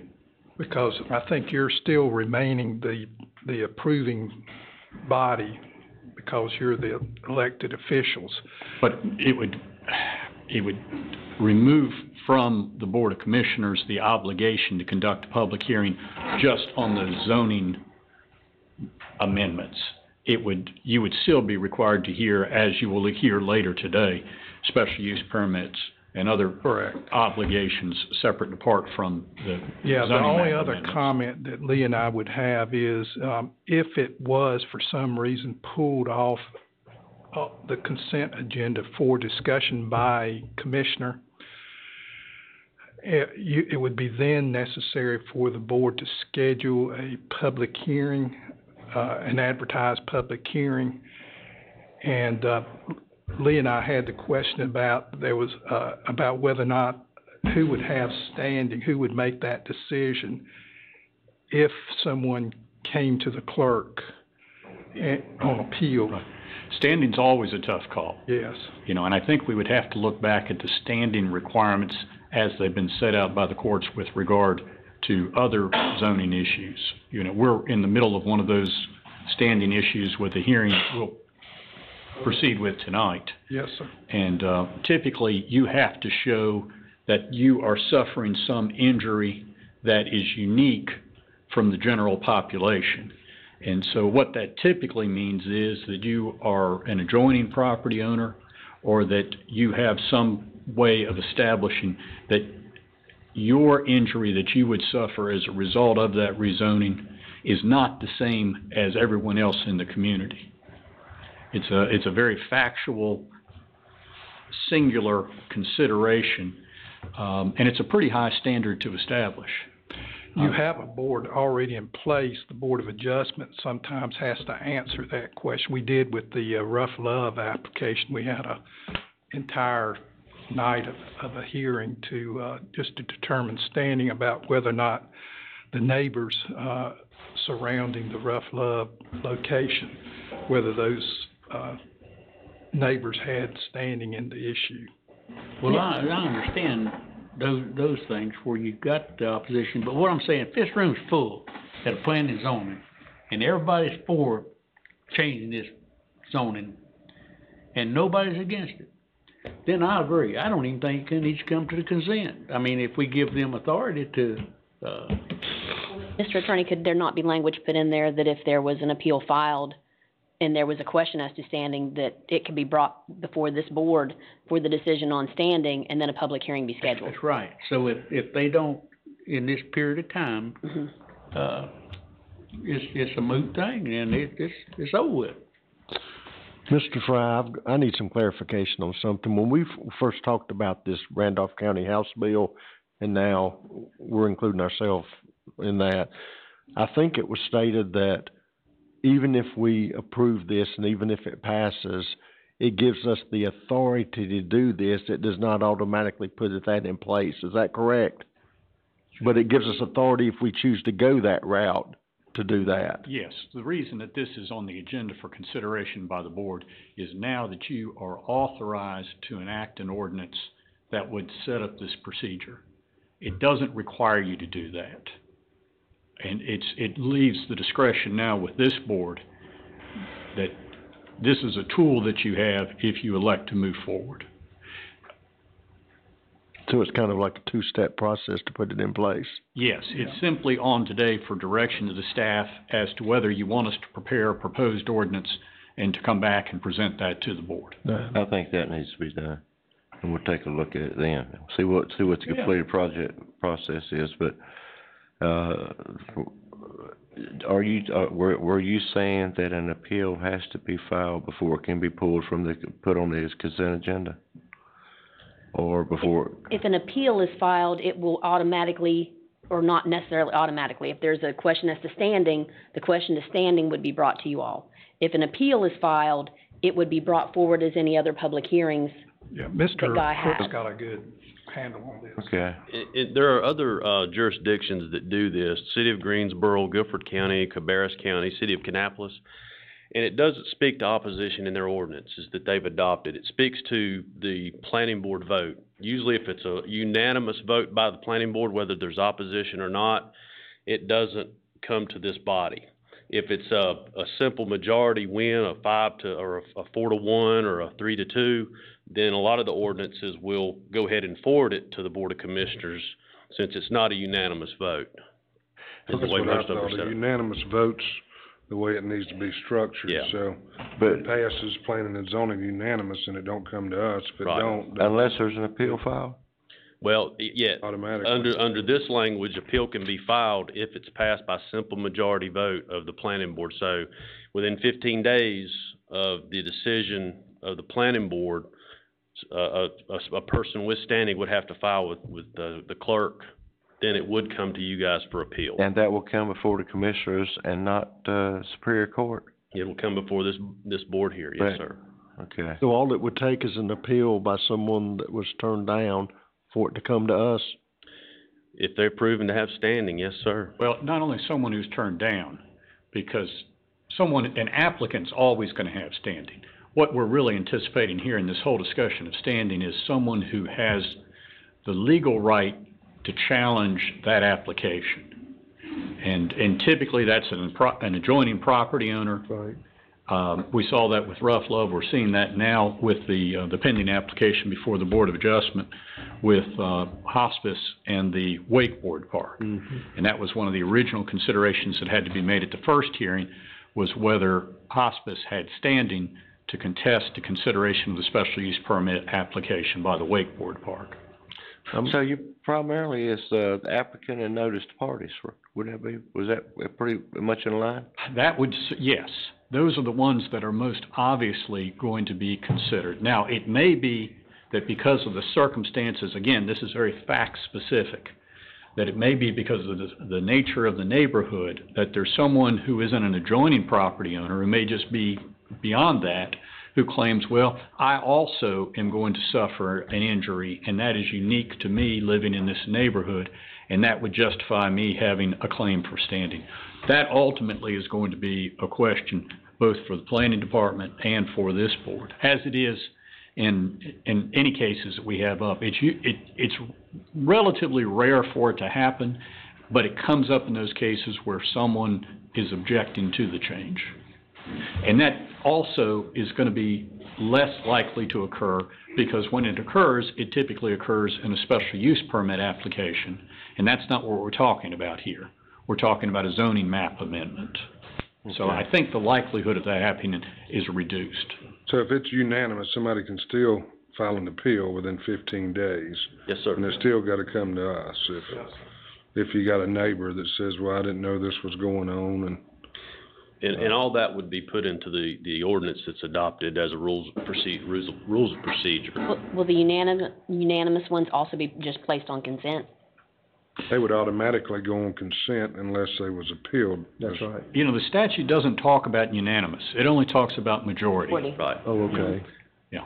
And those rules can be incorporated. Right, I'm just going by what he said they've done in some of these other cities. Yeah, and we can flesh that out and look at it and bring that back to you. But if it's majority, it wouldn't have to go on consent then, would it? And the reason I say Says that. it may. If we put them on the consent, boy, this board here, they might want to pull one off and listen to it. And Well, if they do, then they have to schedule it for the next regular scheduled commissioners meeting, and they'd have to re-advertise and meet the statutory requirements to hear it. And that's something I wanted to speak with legal about. If it is on consent, is that the final decision? Because it states in here that the planning board's conducting the public hearing, which complicates things. Y'all dig into that, because one thing I don't like is then you prolonging somebody's zoning by a whole nother month or whatever it takes. Then don't do this. You know, if that's the paramount consideration, then just keep things the way they are. I think this is really an attempt to take some of these issues away from the agenda of the board. Here's my thing about it is now, as far as unanimous, I think that ought to go on consent and be done. As you know, surely if it passes planning and zoning unanimous, I mean, I see so many that comes through here that we don't even really have to touch because it's unanimous down there and it's unanimous with us. Well, I hear what you're saying. But just in the last 2 years, we've overturned several 5-0 planning board votes. Most of the ordinances where there's a unanimous vote, it never comes to the governing body. It's approved at the planning board level. When it falls below a unanimous vote, then there's an automatic appeal to this board at that point. But those are the ones we could pull off anyhow. You know, I remember one or two that you're talking about, but yeah. It's amazing, you know. But when y'all, if you have a hot button one, there's going to be an appeal within that 15 days anyway, by somebody, more than likely. It's a rule of thumb, yes. Yeah, we would have got an appeal on those anyhow. You know what? Yeah. So that's just a thought. Y'all can talk about it and see as far as I'm concerned, and then. So it's possible to take unanimous off and put majority on? I just say unanimous, and that way, like say if the unanimous ones. To leave it off the consent agenda and just have them go through unless they're appealed? Right. And like say if somebody opposes those, they're going to appeal them anyhow. I can remember the two that you're talking about, and they would have appealed them like the next day, so. Yeah. I would guess. And then we'd ended up hearing them anyway. Okay, so we're just asking, directed the staff to give us an idea, work together and give us an idea of what the finished product's gonna look like? See if it's doable or not. I mean, it may not. With hearing the discussion of the board, I think staff will meet and draft a proposed ordinance and bring it back for the board's consideration. Sounds good. I just wanna make sure, and I'm sure everybody up here does, we wanna make sure our citizens have an avenue of grievance, address a grievance. Okay, and legal staff too, and legal folks out there who's representing those people as well.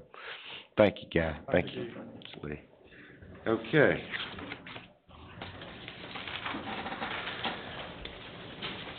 All right.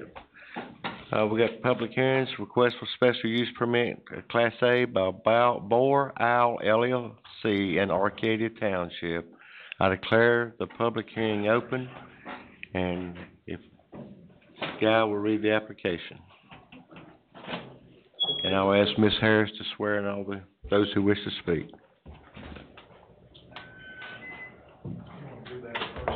Yeah, let me get everything up and running. Guy, remind me, I need to talk to you after the meeting, okay? Try not to forget that. Debbie, how about reminding me and Guy? That we want to speak after the meeting. Okay, you want to read the application or swear in first? Let's let Mr. Corman read in the application, Okay. then we'll swear in. All right.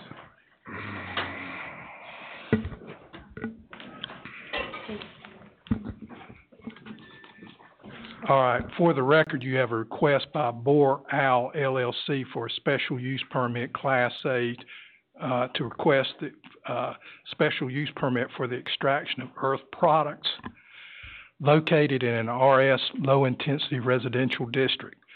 The property is located on the south side of Gus Hill Road, approximately 0.21 of a mile west of the Frybridge Road intersection, at the end of a private drive known as Ephraim Road. Property is further described as being Arcadia Township, tax map 10, tax lot 4, containing 9.57 acres, more or less. Okay. Anyone wishing to speak in favor of or against, please come up to be sworn in by Madam Clerk.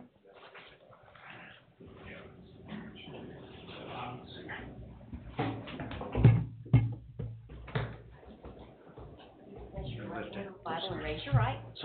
And Mr. Hill will be an affirmation. Okay.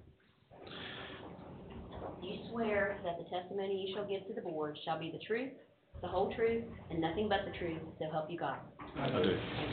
Okay. Mr. Hill, you affirm that the testimony you are about to give, if any, will be the truth and nothing but the truth, that there is only one who can know the whole truth. Yes. Thank you. Before you start, we have some larger maps. I don't know if any of the board members would prefer looking at a paper copy of the...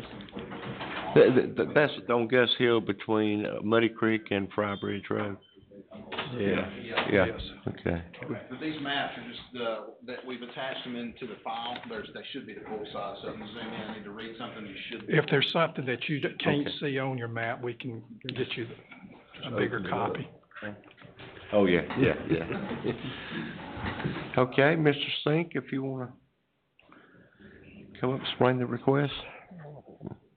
Mr. Chairman, I tell you, I hate to bring this up again, but it's 9:30 and, Commissioner Crotts is not here. Do y'all think we should excuse him or just let it go? Evidently, it's not looking like he's gonna show We up. did check the rules of procedure, according to the zoning ordinance, and it is by simple majority, but that's up to the board.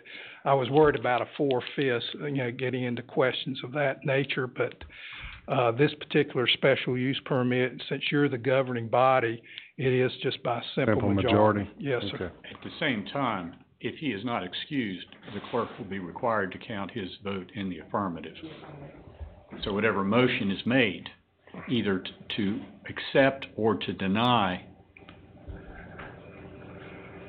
his vote will be in Be an favor of affirmative. that motion. And so it may be appropriate at this point to consider excusing him. I mean, like I say, I don't think he's gonna show up. It's 9:30, so I'd say, I wonder if he's gonna show up next time. may not. So do y'all want a motion or what y'all wanna do? Yeah. I think it would make this process a little bit, it'd clean it up, make it simpler. Okay, do we have a motion to excuse Commissioner Cross from the meeting? I'll make a motion, we excuse him. Second? Second. Okay, all in favor? Any opposed?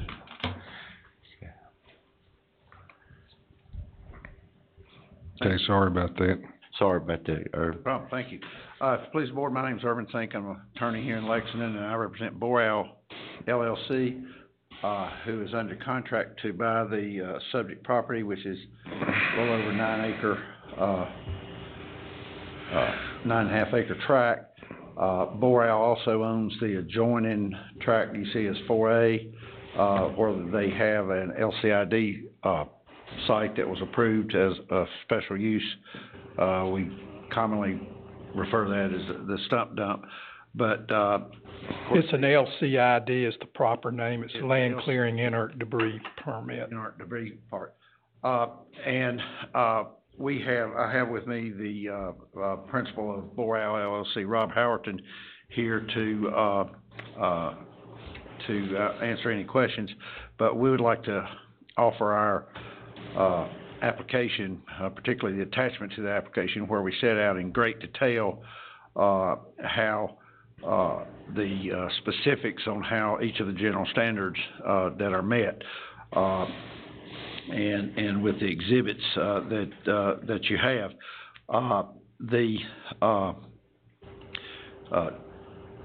As to general standard 1, the use promoting the general, the public health, safety, and general welfare, Exhibit 1 shows the site. The extraction area is limited to a 6.9 acre area within that. With that, we have a no disturbance zone, and we also, there's no flood hazards concerns. That's shown on Exhibit 4. Exhibit 3, should have said shows the no disturbance zone. The proposed area is of extraction is will be 315 feet from the property line. That's shown on Exhibits 5 and 6, and also that's pretty dark, but that, and on Exhibits 5 and it also shows that we're 50 feet from a creek, and therefore the topographical map does not show, shows that it's out of any flood hazard area. As to operations, there's one track loader or track hoe to be operating, and the noise level is minimal. There's testimony at the planning board meeting by the manager, and can be attested to or by Mr. Howerton that the noise level at the property line of the track hoe is well below the minimum of 55 dBA. The plan, as what they've done with the LCID, is to apply dust inhibitors to the easement road that goes from Gus Hill Road down to the property. The plan also provides that the adjacent LCID landfill takes care of any overburden from our extraction area. Use the topsoil to fill in the LCI, the landfill part. The plan also provides that the extraction is to be done in 3/4 acre sections. If you keep your sections or your extraction level to under an acre, you don't have to file a rehabilitation plan as to the whole property at this time. What that is done, it's done as you move through it. So they work in phase 1 area, 3/4 acres, and then they fill it or apply the topsoil, and they seed it and silt fence it and do whatever you got to do to get that going and sloped accordingly. So the whole thing will provide a general slope down to the creek, and finish with that section, then move on to the next section. And thereby we'd have to comply, and this goes to general standard number 2, complying with all required regulations. The state environmental land quality requirements are complied with along the way. and also as far as regulations, and the DOT, we've asked the DOT if a commercial driveway permit is required at the entrance of Gus Hill Road, and we were told that it's not at this time, although we understand, under the ordinance, all we had to do was to notify the DOT that we were doing this and comply with whatever they said we had to do. And they always stand ready to have to do that at any time during the process. Irvin, let me explain that just a little bit more for the board. This Ephraim Road is a private road. It's not on the state system.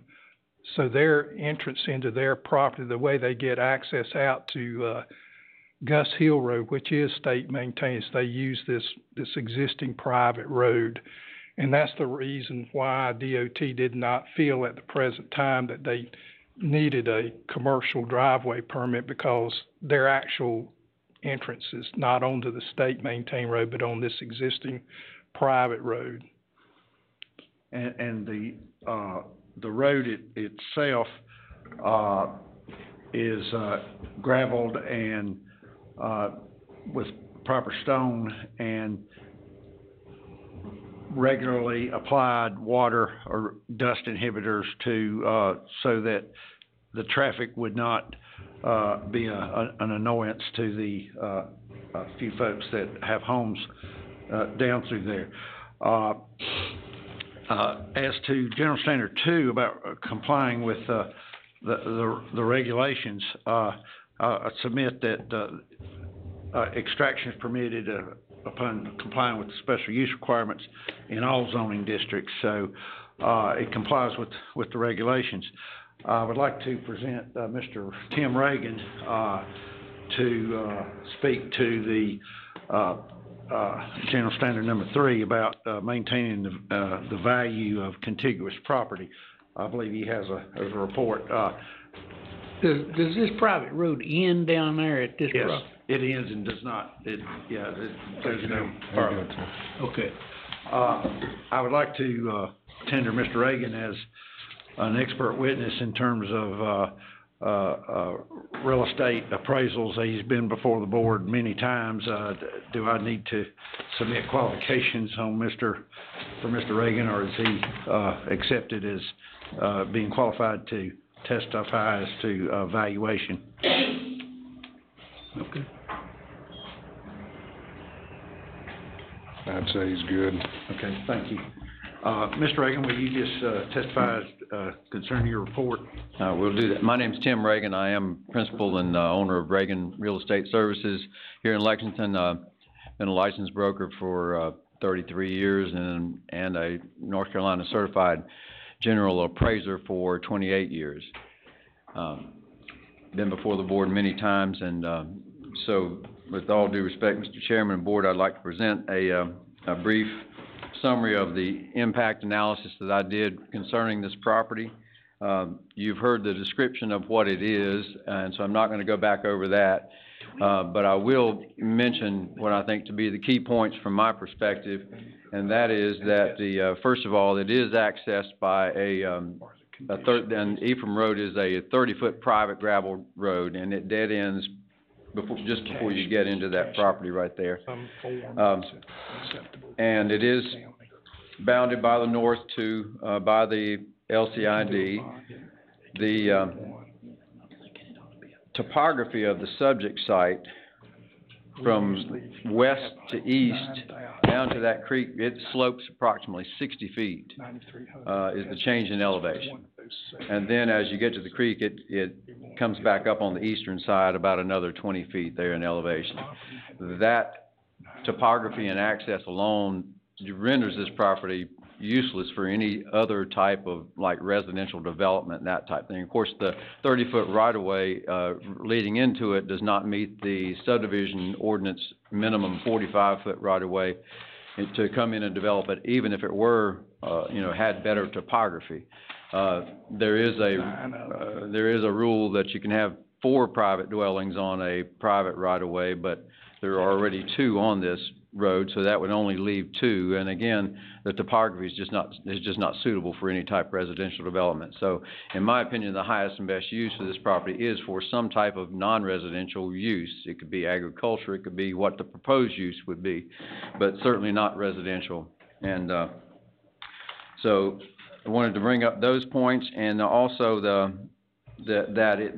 site, because of that and because of the way they have proposed to extract, and with the buffer zone, there's a natural buffer from the surrounding properties because of the tree line, and the topography also gives you a natural buffer from the surrounding properties for this activity, the proposed activity there. And the owners are, as the attorney has stated, they're in compliance with what's going to be required of them through DENR, or Department of Natural Energy, Energy and Natural Resources, as they do this incremental extraction there. My understanding, the operating hours differ from what was in the planning. Well, we put in our application 7:30 a.m. to 5 a.m. Monday through Friday. 5 p.m., yeah. Generally, Mr.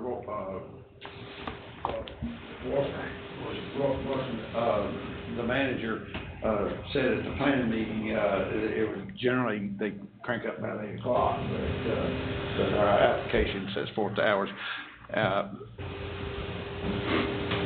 Okay, so anyway, they have agreed to do the wetting of the road, the dust inhibitors, which eliminates the problem as dust. When you see me before you guys as a board, it's typically to testify as to whether there's a type of external obsolescence related to values. And external obsolescence, I've defined it for you before, is some sort of a condition outside of a property's boundaries that has an effect on that property. It could be a positive effect, it could be a negative, it could be no effect, but it's something outside that property would have no control over. That could be noise, it could be odor, it could be an economic recession that would cause, anything like that property would not have, you'd have no control over how to correct it or remediate that problem. The only other issue in this, and to me the primary issue, is traffic. And that is an issue that needs to be analyzed, and that's what I did in this report.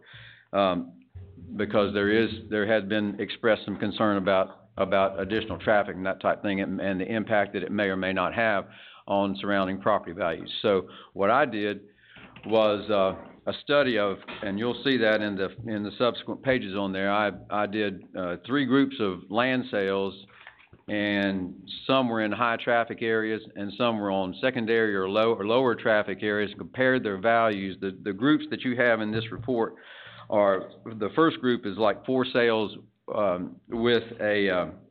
that are more like acreage sales, 17 to about 30 acres. And the first sale you'll see there was on, all the sales with high traffic areas, I pulled right off NC Highway 150 between Reeds and Arcadia, because that's generally the area that we're dealing with here. The first sale that you see there is on NC Highway 150. It was 17.3 acres. It sold for $77.05, and the sales 2 through 4 were on Frybridge Road, which is close, Arnold Road toward Welcome, and Sunset Road up in Arcadia, on secondary roads. And as you look back through, the sales prices per acre for these, and these were all relatively similar tracks in other, as far as topography and access and that type thing. The general sales price per acre of those sales were 71, 70, almost 77, and 63 for the sale number 4. It probably sold a little cheaper because it was a 2015 sale. All the other sales were 2016, 2017, 2018 sales. So they're more current data. But the conclusion on that group was that the property out on 150 actually sold for more than the 3 that were not on the main highway like that. The second group of sales, which is sales number 5, 6, and 7, you also have 2 sales here that were on NC Highway 150. One is right there at Circle Drive on 150, which is not very far from the subject property, and it sold at 12,005. These were 5 acre and 5 acre and 4 acres, so I used a different size range to make sure that the findings were consistent over different size property sales. The first sale, number 5 there, sold for $12,500 an acre. The second sale on Highway 150 was $7,600 an acre, and then you had a 4 acre sale on Goforth Lake, which had just a right-of-way going back to it. It was almost right in front of the sale number 6, and so the consistency is still there that the values are holding. It sold for $82.50 an acre, which is sort of in between what the 2 sales on 150 sold for. The third group, I went down to more like a large building lot. So sale number 8 was also on Highway 150, right up across from Meadowlark Drive, right up there at Fry's Creek, up that way. It was 1.42 acres, sold for $26,648 per acre. And then on Joe Heggie Road, back off the highway on 1.66 acre tract, that sold for $13,855. It actually sold for less per acre. So I've just tried to take 3 groups of different size tracts to make sure that the findings were consistent.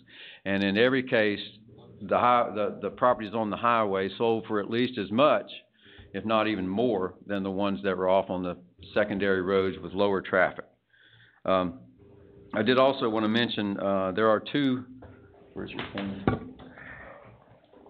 There it is. Okay.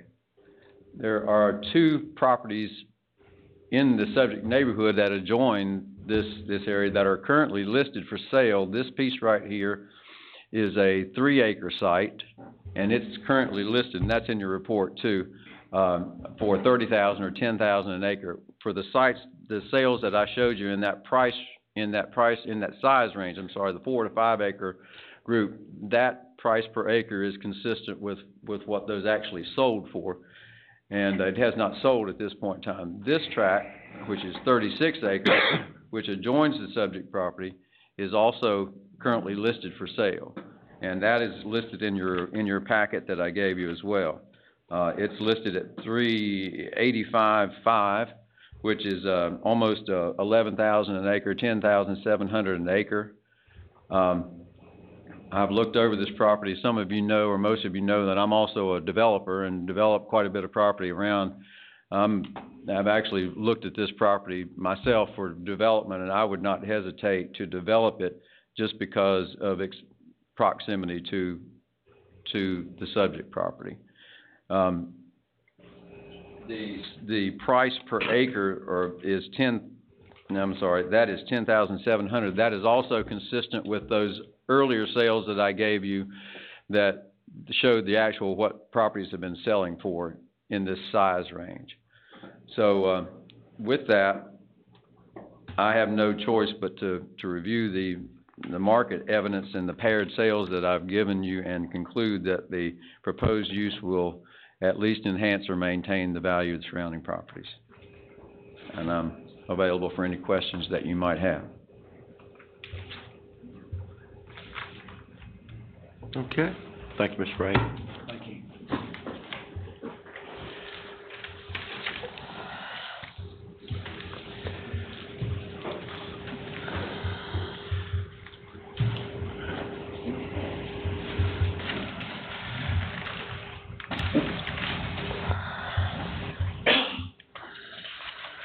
General Standard 4, compliance with general plans for physical development of the county.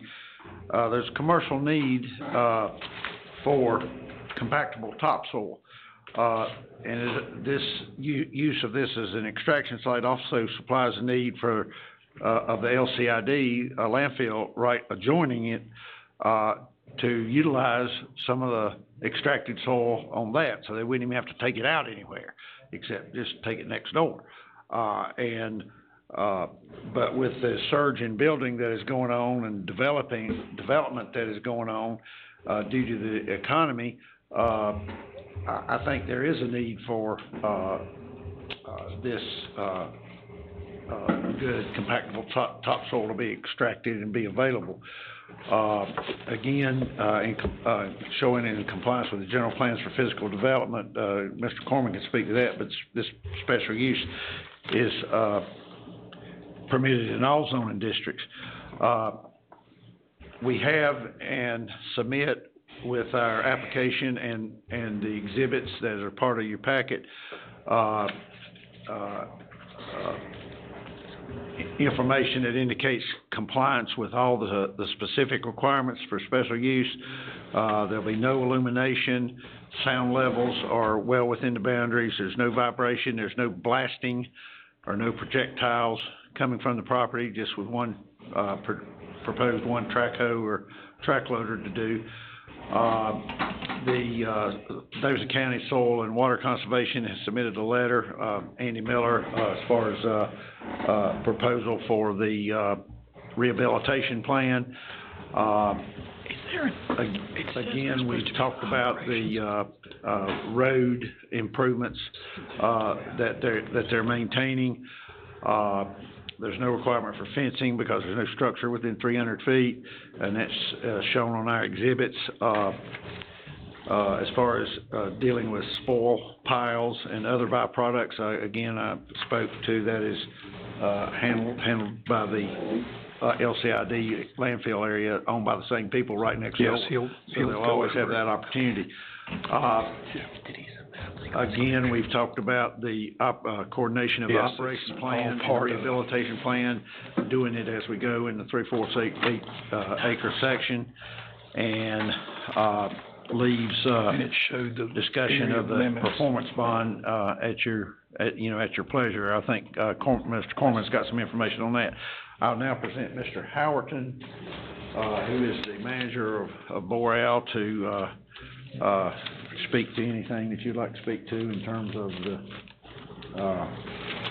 the project, that what you're doing and your efforts to comply with all the regulations and standards.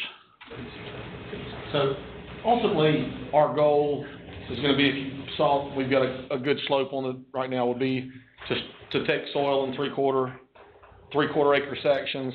Once that section's done, smooth it out, track it down, overseed it with millet, ryegrass, fescue, depending on the time of the year, fertilize it before we start into the next section. So, what I've learned from Diener is that a bunch of exposed dirt's not a good thing. So we are trying to limit ourselves into a smaller footprint. Let me ask you this, Mr. Howerton. You're also in the landscape business? Yes, sir. Thank you. So I'm also in the landscape business as well. Ultimately I've talked to a couple neighbors that, what we'll end up with is a flat piece of ground, 10 or 15 foot above a spring-fed creek, that will all be flat, with a, 1 degree slope moving to the creek. And so, I've had neighbors, there's a neighbor back there that has maybe 2.5 acres. He's got cows on. He said, well, I'd love to come down and use some of that land for more cows. And, I said, when we get done, we'll, entertain anything like that. What is the longevity, the life of the usage? Well, our assumption is right now, it could take, 15 or 18 years for us to take the dirt off of it, in that process. It's not, I know another company that had done the Clemens Publix had looked at coming in and buying this just for, to make a dirt pit. They would have, I can't imagine what the traffic would have been, because those guys would have been going, with 100 trucks nonstop. As a general rule, we don't have any issues. Mr. Riggs, Mrs. Riggs, or Mr. Masters on Gus Hill, they got my direct number. If they think a truck was going too fast, or if they think something was going on, they call me immediately. I'll talk to my foreman that's running the dump. He'll pull the driver aside. So look, if you don't slow down, we're going to have to shut you off. And, and the guys, they have to use this. They don't have anywhere else to go right now. So, they all comply. When we did the LCID, we talked about asphalting the road in. We've since talked to Mr. Riggs and Mr. Masters, and they're more concerned with trucks speeding down an asphalt road than they are about actually having, less dust. We water the road 7-8 times a day. We put a dust inhibitor in the water once a week. You know, and the neighbors, you know, I've talked to the neighbors on the road. They understand what's going on. They're content. I mean, they understand what's going on, and they're happy with it. You know, we've tried to be as minimal as we can to any request that they've had. How many cubic yards of dirt do you have in there that you're gonna move?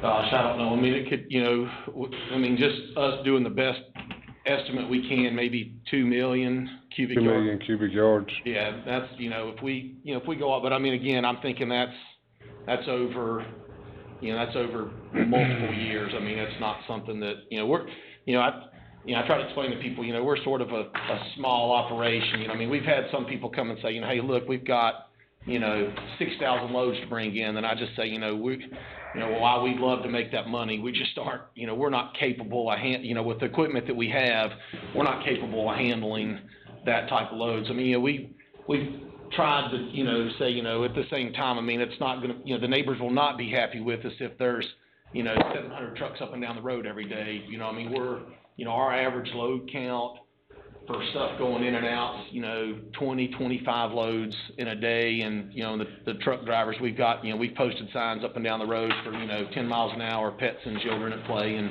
you know, for the most part, everybody adheres to it. And if they don't, we deal with it accordingly. Trucks coming in and out, they're not gonna be your trucks, they're gonna be contract trucks. Yes, sir. Where's the LCID at? The LCID, you get your point? Yeah. The LCID. He's okay, I'm sorry, whoever's got it, go ahead. So the LCID's right there. Okay. In your packet of information, you should have something that shows you the limits of that. It's delineated on a survey map that surveyor Todd Leonard prepared, or Todd Everhart prepared. You mean the limits of the extraction? Of the LCID. No, I was just looking at it to see. LCID is limited within that, number 4A. Yes. Cause I'm surprised Diener's letting you buy with 3/4 of an acre at a time when you got the LCID right next door to, if you're gonna be putting dirt on both. Well, so I called the state and I talked with the people and they said, you know, I mean, when we were dealing with Matt Gant, you know, Matt said, you know, what we would do is we would do, instead of having to do a complete erosion control plan, what Matt had said is if we do it, under an acre at a time, we do an amendment to our erosion control plan, which is a much less burdensome process than doing an entire erosion plan too. But so the way everything will slope is everything will actually slope back to the LCID. The water will actually drain back to the LCID as we're digging, you know, and basically all the checks. But I mean, you know. I mean, that's none of my business. Yeah, I know, I'm just wondering, I'm surprised they letting you buy with 3/4 of an acre at a time. Since you got the LCID right there, but anyhow, it sounds logical The people from Dean are almost treating it as two separate entities. I mean, they're not, it's not like one is tied to the other. It's, because I said, you know, how does that work? And they said, you know, we look at it as two separate. Yeah, but when you move the dirt from A to B, that makes it one. Okay. So they combine both areas together at that time with your permit, or that's the way the law reads. Now, whether they do that or not, well, I know they do that because I've been in the same predicament, but I'm saying when you start taking the dirt from A and moving it to B, then that combines both sites. I got you. Well, and I've tried to be, you know, I mean, I'm a rule follower just by nature, and so I mean, I'll call Susan with solid waste, and I'll talk with the erosion control person, as we're moving forward on all this stuff, and. But again, that's not up to us. I'm just asking.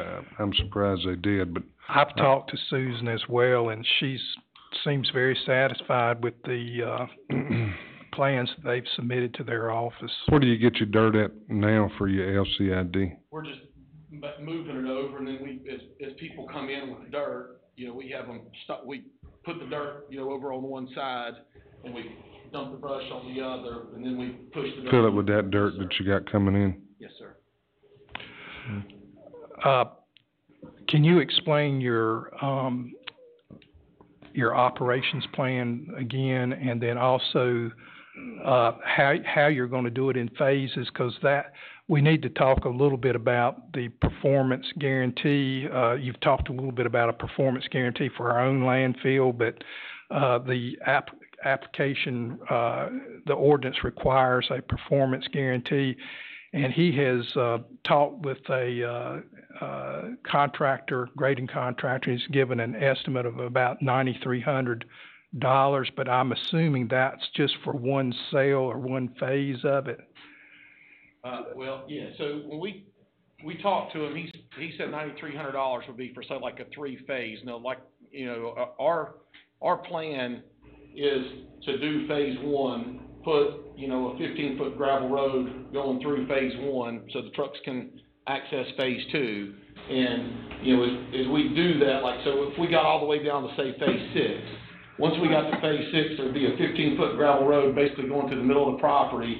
And phase 4, 3, 2, and 1 would basically all be, you know, what you would think of as a flat pasture type area where we would have sown it with, you know, whatever the appropriate, you know, ground cover is for the time of the year. So, I mean, you know, from dealing with the erosion control part of Diener, you know, we want to make sure that, you know, we're not leaving things in a mess because, you know, if we leave it in a mess, it's just more of a headache. You know, it costs more to clean it up later than it does to take care of it as you go each step.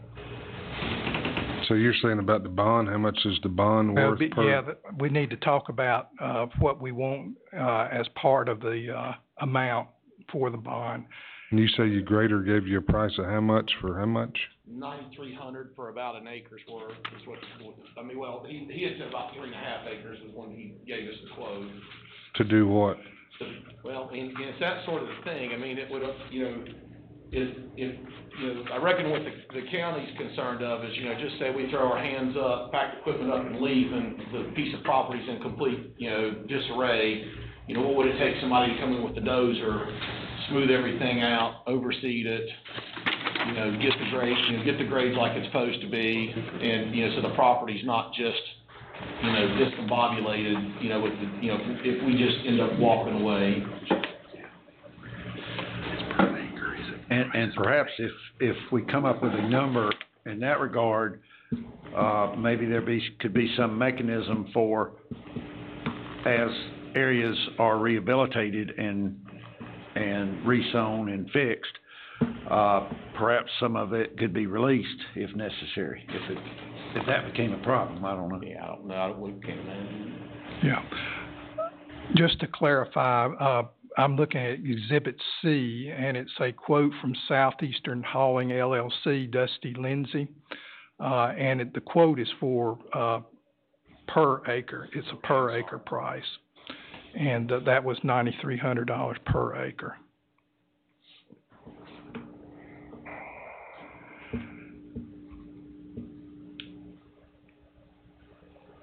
Each one of these questions. The figure of $15,000, that's the planning board meeting. Is what they thought. $15,000 for the entire project is what the planning board was talking about. But I'm thinking that's going to be grossly under. I don't know. 15,000 for the whole project would be way under, yeah. Yeah. Like I say, he's gonna have to, if they give him this permit for one phase at the time, he's going to have one phase done. Yes, sir. Before he can move in, so he's only gonna be opening up 3/4 of an acre at the time. But, you know, and our assumption is that 3/4 of an acre, I mean, it could take us, the first, phase 1 has got the most vertical slope on it. So, I mean, you know, in our assumption, it's the furthest from the creek.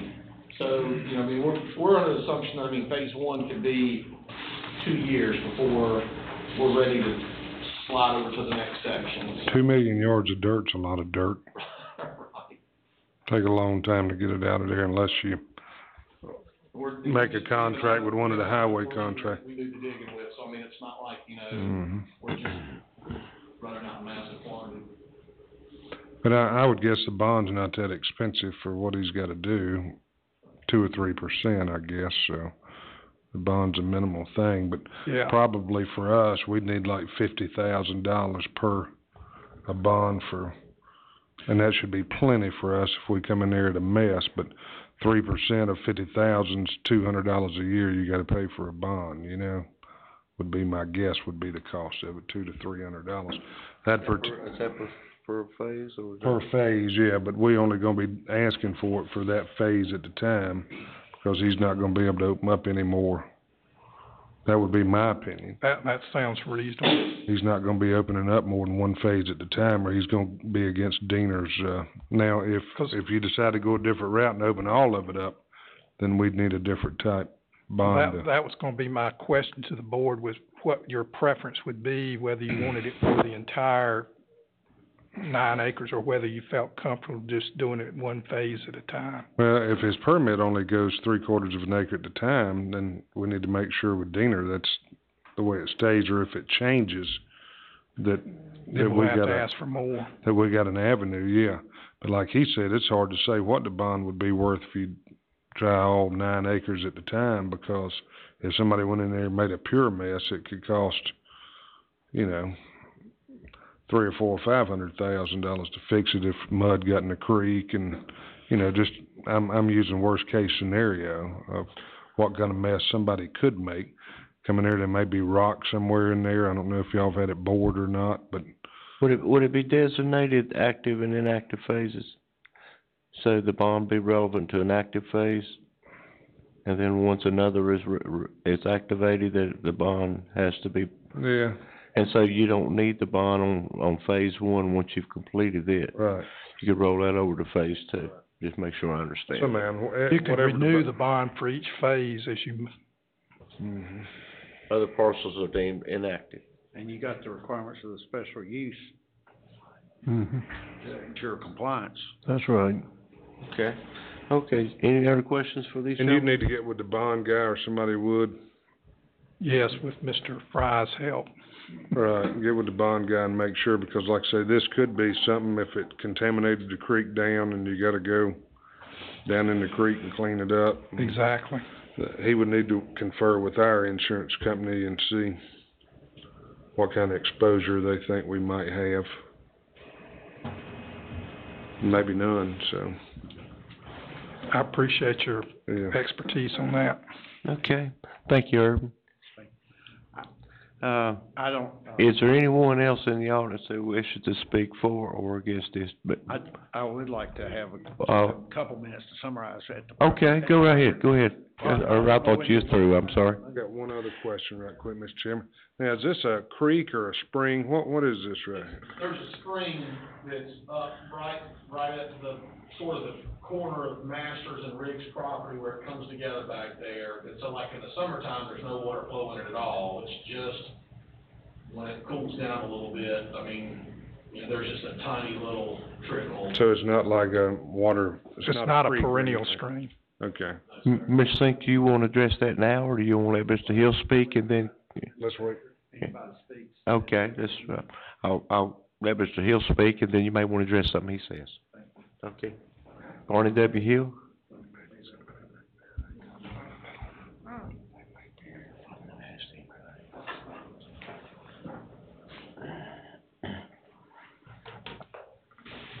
Is everybody else's, packet like mine, under Exhibit B, you have a duplicate of that letter from Soil and Water?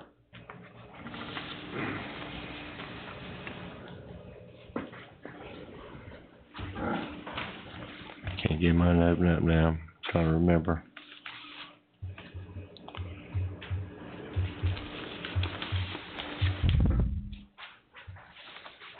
What's interesting about this is, you have the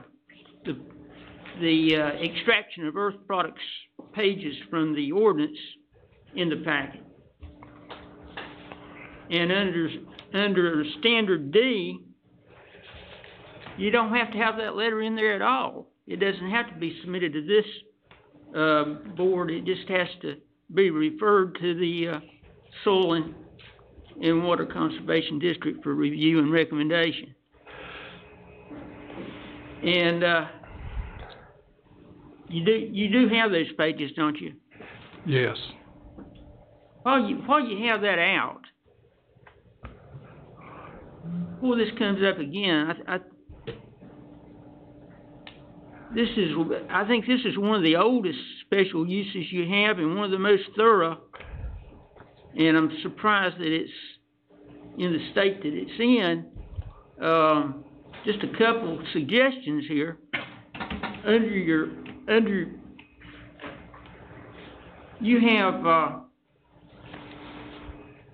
You have submittals 1 through 5, but then you start off with the standards, and they're A through I,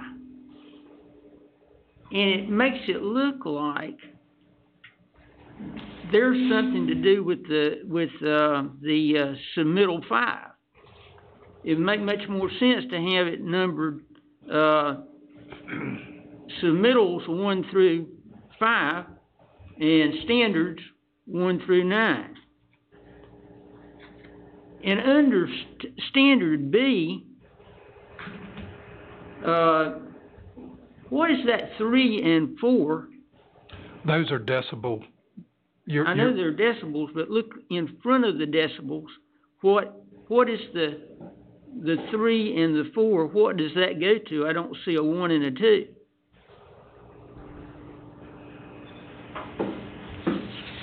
I think it's just a typographical error, Mr. Hill. Well, maybe it could be fixed. And on your definitions, if you go to the definition section in the ordinance, you have a definition of affirmation, you have a definition of oaths, you have a definition of applicant, you have a definition of junk. I think it would be much more useful if you had a definition of LCID, DBA, and spoil piles, whatever that is.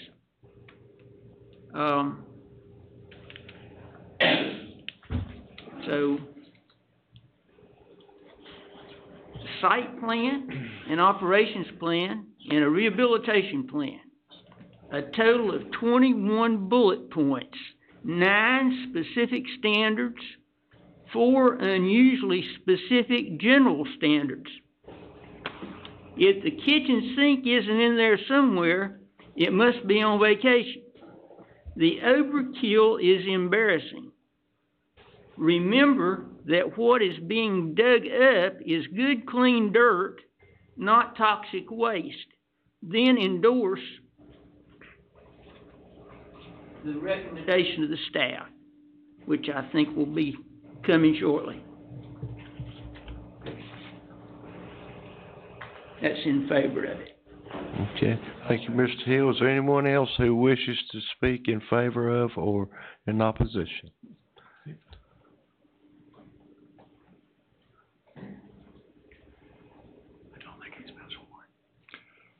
Mr. Chairman, I don't know that this gentleman's been sworn in, so if he hasn't, he'll need to be. Sir, did you come up and were you sworn? Get him a Bible. Get him a Bible. Right there. Could we have your name, please? Your name? Roger Woosley. Roger Woosley. Roger Woosley.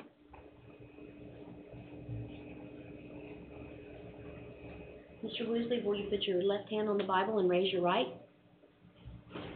Do you swear that the testimony you shall give to the board shall be the truth, the whole truth, and nothing but the truth, so help you God? Thank you. I do. Yeah, can you go to the... I don't think that there's reason that they should move that dirt, because the trucks go by, tear up the roads, and on dry weather like now, and no moisture in the dust is bad. There's a first quarter mile of Gus Hill Road is where I live, on the north side of the road. And it's hard to live there sometimes with these trucks. And this going out in the evening, some of them have pieces fall off of their truck. It's not an adjoining property. And then that's been going on now. Now you're thinking about adding on more hauling. Yeah. I just don't see it. It's tore up our roads, and They've been patching on them though, but, tar and gravel road just won't hold up like asphalt road will.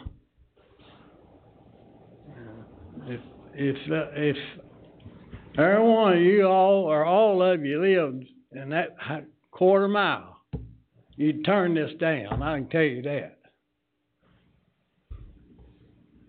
That's all I got to say. Okay. Mr. Woosley, what's your address? 1961 Gus Hill Road. Okay. This is Ephraim, the intersection of Ephraim Road that leads down into the property on Gus Hill, or are you further north of that? I live right on Gus Hill Road. Okay, but you're not an adjoining property owner, you live in the area? Well, I've got property that joins too, a little bit, not much. Okay. Well, just for the record, the tax records do not show him as an adjoining property owner, but he evidently lives maybe just off the map on Gus Hill Road there.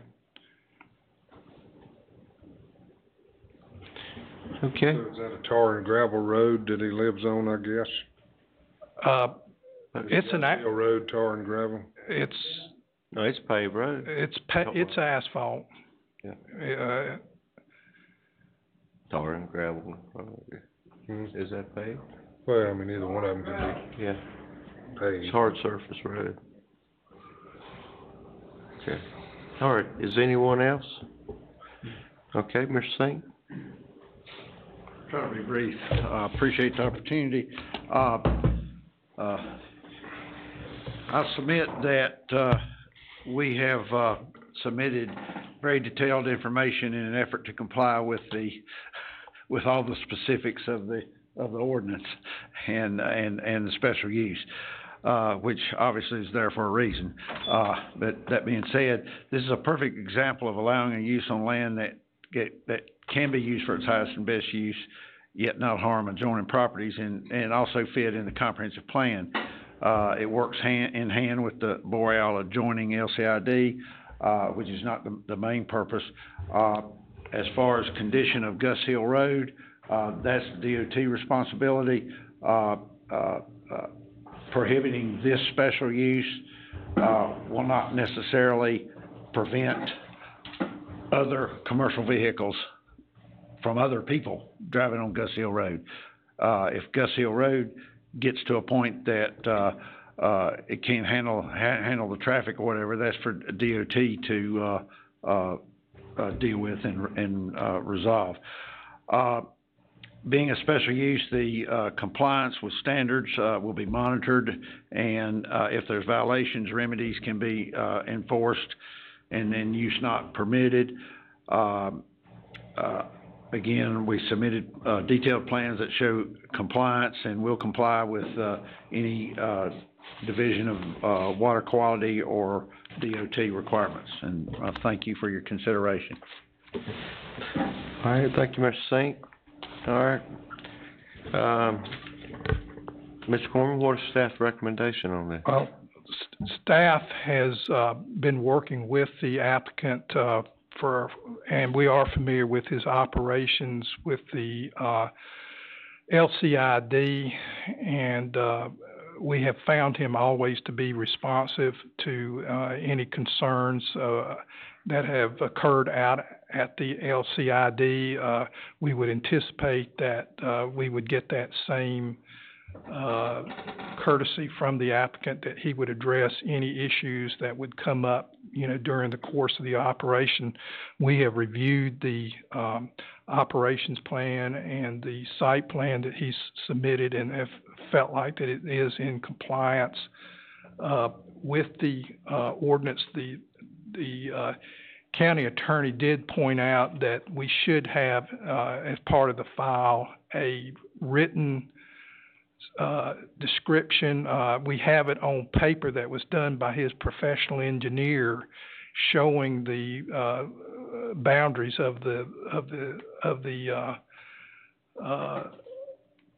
extracted earth products area that he's gonna be working with, and we've looked at the phases that he's gonna do it, but the ordinance does call for a written, description of the survey, so that would need to be done. But, we feel like that he has complied with, you've heard, considerable testimony from Mr. Reagan regarding, impact on that. But it is staff's recommendation, to recommend approval, based on how it's been submitted today. I think it would be imperative for the board, though, to, if you choose to move forward, rather than just a single, vote, I think it would be important for the board to look at each of the findings of fact that are under Section E of the Procedures for Special Use Permit, and make sure that each of you are voting either affirmative or negatively for the finding of fact. And if you'll allow me, yes, that's in the findings of fact, section of the ordinance. It says that no special use permit shall be granted by the board unless findings based on each of the following standards are made concerning the proposed use.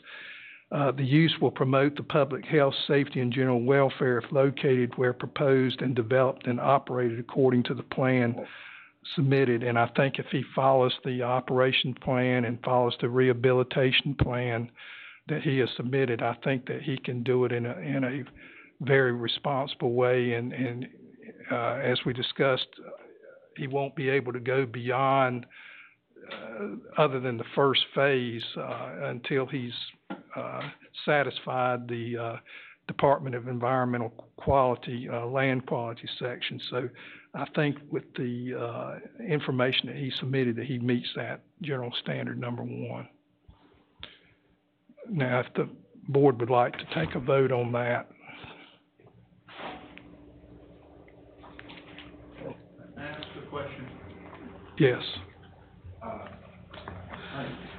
I don't think the ordinance requires an up and down vote on each standard. I think in the interest of time, of course, your vote is a vote that you have found evidence that satisfies each of the findings of fact. Yeah, if you don't find the facts, you don't vote, yes. As long as the It's gotta meet all the challenges, doesn't it? As long as the order, if approved. I'm just trying to follow the procedures I of the defer Board to of Adjustment. Mr. Fry, what is your feeling? If you vote for, you're accepting all those, aren't you? I think what the planning director is trying to do is to make this consistent with the practice of the Board of Adjustment, and to establish that there's a clear record with regard to each of these findings. Why would you not do that every special use permit we vote on? Why now? I think your point's well taken, and I think he's recommending that this be the new practice of the board. Is that correct, sir? Well, I'm just trying to follow your... If I might add, you can address that when you prepare or whoever prepares the order to be signed, yes, that's voted on and approved. You recite these findings of fact in that order, and that's signed off on by the commission. I accept that. Let me just make sure that when you make your decision that you have looked at those findings of fact for the record, and be sure that you feel comfortable that you've seen enough evidence that all four of these findings of fact have been satisfied. Are you satisfied that all four of those findings of facts are satisfied? Yes. And was the planning board satisfied that all four of them were satisfied? Yes. Okay, thank you, Guy. Mr. Chairman, I apologize for the interruption, but the only addition would be that there needs to be a requirement under the standards for extraction of earth products that the body will require a performance guarantee to ensure that the provisions of the rehabilitation plan are met. And I think the board can leave that up to the planning department and the county attorney to confer with council for the style and form of that. Okay. What would the recommendation of presenting the motion be? I want to make sure you got what you want. Yes.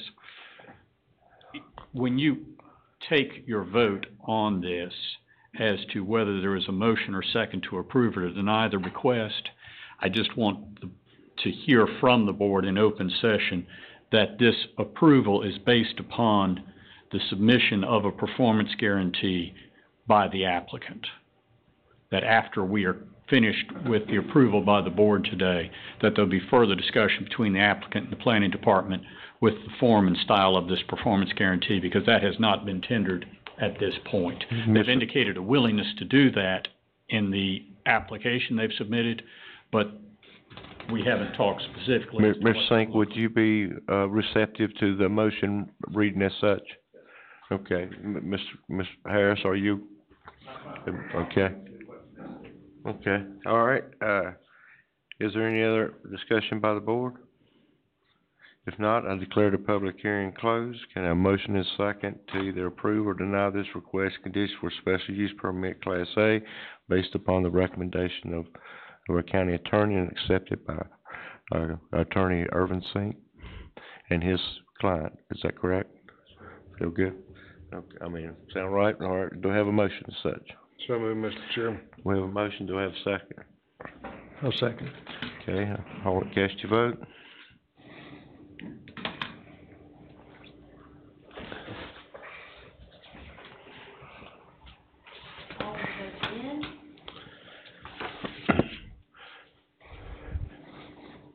And that motion carries 4-0.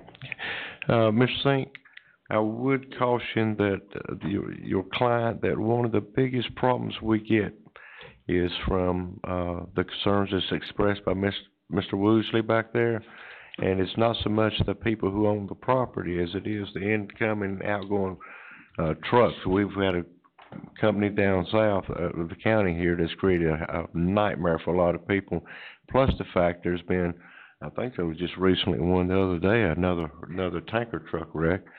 And I hope you reel them in and tell them, say, when you're in this area, you know, drive like you got some sense. Don't stir up all the dust, because you're going to have people coming, you know, hard. It's unfortunate, I mean, because, you know, these guys need us as much as we need them for business, and so when we talk to people, I mean, the drivers, we need adhere, you know, to whatever it is we're asking for, so, you know, we'll do everything in our power. Those people live there for generations, and we don't want to change their lifestyle, you know, but that's, they enjoy their land, they love that property up there, so let's be good neighbors. Thank you, sir, thank you. Do you know this gentleman back here, Mr. Woosley? Do you know him personally, or? Yeah. No, I think I've seen him cutting his grass, and he lives right across from where they set the sawmill up, just from where I think I've seen him before. Maybe y'all can exchange phone numbers, because like I say, if you got a LCID and stuff's falling off on the road, you know, it's probably imperative that you know that, because it's not DOT's responsibility, it's probably actually yours to keep that stuff from laying in the road. And at the last meeting, somebody said that, so my site foreman actually goes out and drives Gus Hill once or twice a day, just to try to make sure that we don't have something laying in the road. I mean, I'm not saying that, you know, something's not gonna fall off the truck and we're not gonna see it for 3 hours, but, you know, but somebody said that, and we tried to put an action plan in place to at least, you know, do everything we could to help maintain that. Because that's what I do for a living too, and you want to make sure that stuff's out of the road. And somebody comes through on a motorcycle or a car and hits it and wrecks, you're responsible for it. So. Those are good folks up there. Yeah. Just for the record, I think they again, just want a good neighbor. We've had good experience with their company and helping them address issues. All right. So they have a good track record. Thank you. All right, text amendment to the zoning ordinance, I declare the public hearing open. Yes. Guy, will you read the application? Yes. You have a request that was initiated by the Davidson County Planning Board to amend Article 1, General Provisions, Section 1.06C, relationships of building to lot, and the proposed amendment will add the zoning district RM1 to the exceptions, and, Mr. Scott Leonard is here, and he's going to, address the board on this, proposed amendment. Mr. Chairman, members of the board, several months ago, I was before you wanting to do something very similar to an RM2 zoning district. And the purpose of changing this regulation was to allow a campus-style setting whenever a developer comes and wants to build multiple buildings, multifamily buildings. Instead of making that developer put each building on a separate lot, this amendment would allow them to do it on, build all the buildings on one parent track in a campus style. To give you an example, this is the route that we're wanting to go. This is an established, grandfathered in duplex development in Welcome. You can see that there are no lot lines in between each of them. It's all intact under one ownership. And the next example is what we have now. This is what's in the regulations now. Another development of duplex apartments, but they all had to be on separate lots. And our worry is that Bill buys this one, Larry buys this one, and John buys this one, and then they all argue on who maintains the road. We want to stop that fragmentation possibility, so we're trying to get back to what you see here, and by making this amendment to the RM1, it would allow a developer to do that type of thing. The only difference between an RM1 of what we're doing today versus the RM2 of 6 months ago is the RM2 carries a greater density. It allows you to build at a greater density, but it required you to have public sewer, and you had to be located within a half mile of a major thoroughfare.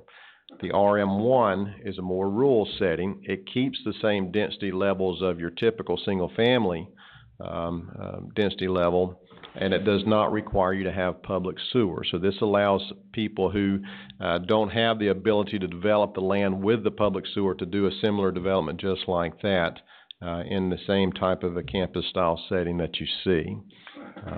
Scott, is that still 40,000 square feet per duplex? Per duplex, it still is. If you wanted to develop this, you'd have to develop it on each one would have to sit on an acre of land, which would elongate your road construction and things of that nature. So we're trying to make it a little easier for someone who wants to develop multifamily out in a rural setting, not to have to cut it up into individual tracts, and that's what this amendment is. Makes a lot of sense to me. If you sell it off in individual pieces, one owner's gonna keep his property up. Exactly. Different than others, so. That's what we're trying to address. Right. So this definitely, works out best, I would say. We think so. Okay, thank you. Are there any questions by the board? Okay. Is there anyone in the audience who wishes to speak in favor of or in opposition of this request? I don't think Barney wants to talk this time. Barney W. Hill. Ava. So I am to understand that the RM1 exception is the country cousin of the RM2 exception. I'm in favor of any text amendment that makes the ordinance less restrictive, because the ultimate extension of making the ordinance less restrictive is repeal of the ordinance, which is the event I dream about. Demonstrate compassion by allowing the RM1 exception to join its natural companion, the RM2 exception, and I'll go home happy. Thank you, Mr. Hill. Mr. Corman, what's staff recommendation? We recommend approval, Mr. Chairman. Okay, is there any further discussion by the board? If not, I declare the public hearing closed. Can I have a motion and a second to either approve or deny this text amendment? I'll make a motion, we approve. Got a motion by Commissioner Gates. Second. Second by Commissioner Troy. Cast your vote. I like the name Country Cousin too. That was good, Barney. Country Cousin. You didn't get my vote. Thank you. All the votes are in. And that motion carries 4-0. Can I have a motion to adjourn? No, we got one more. The pier thing. Or did that go to consent? That wouldn't consent. I'll make that motion. Yeah, I got a motion by Commissioner Barrett. Do I have a second? All in favor?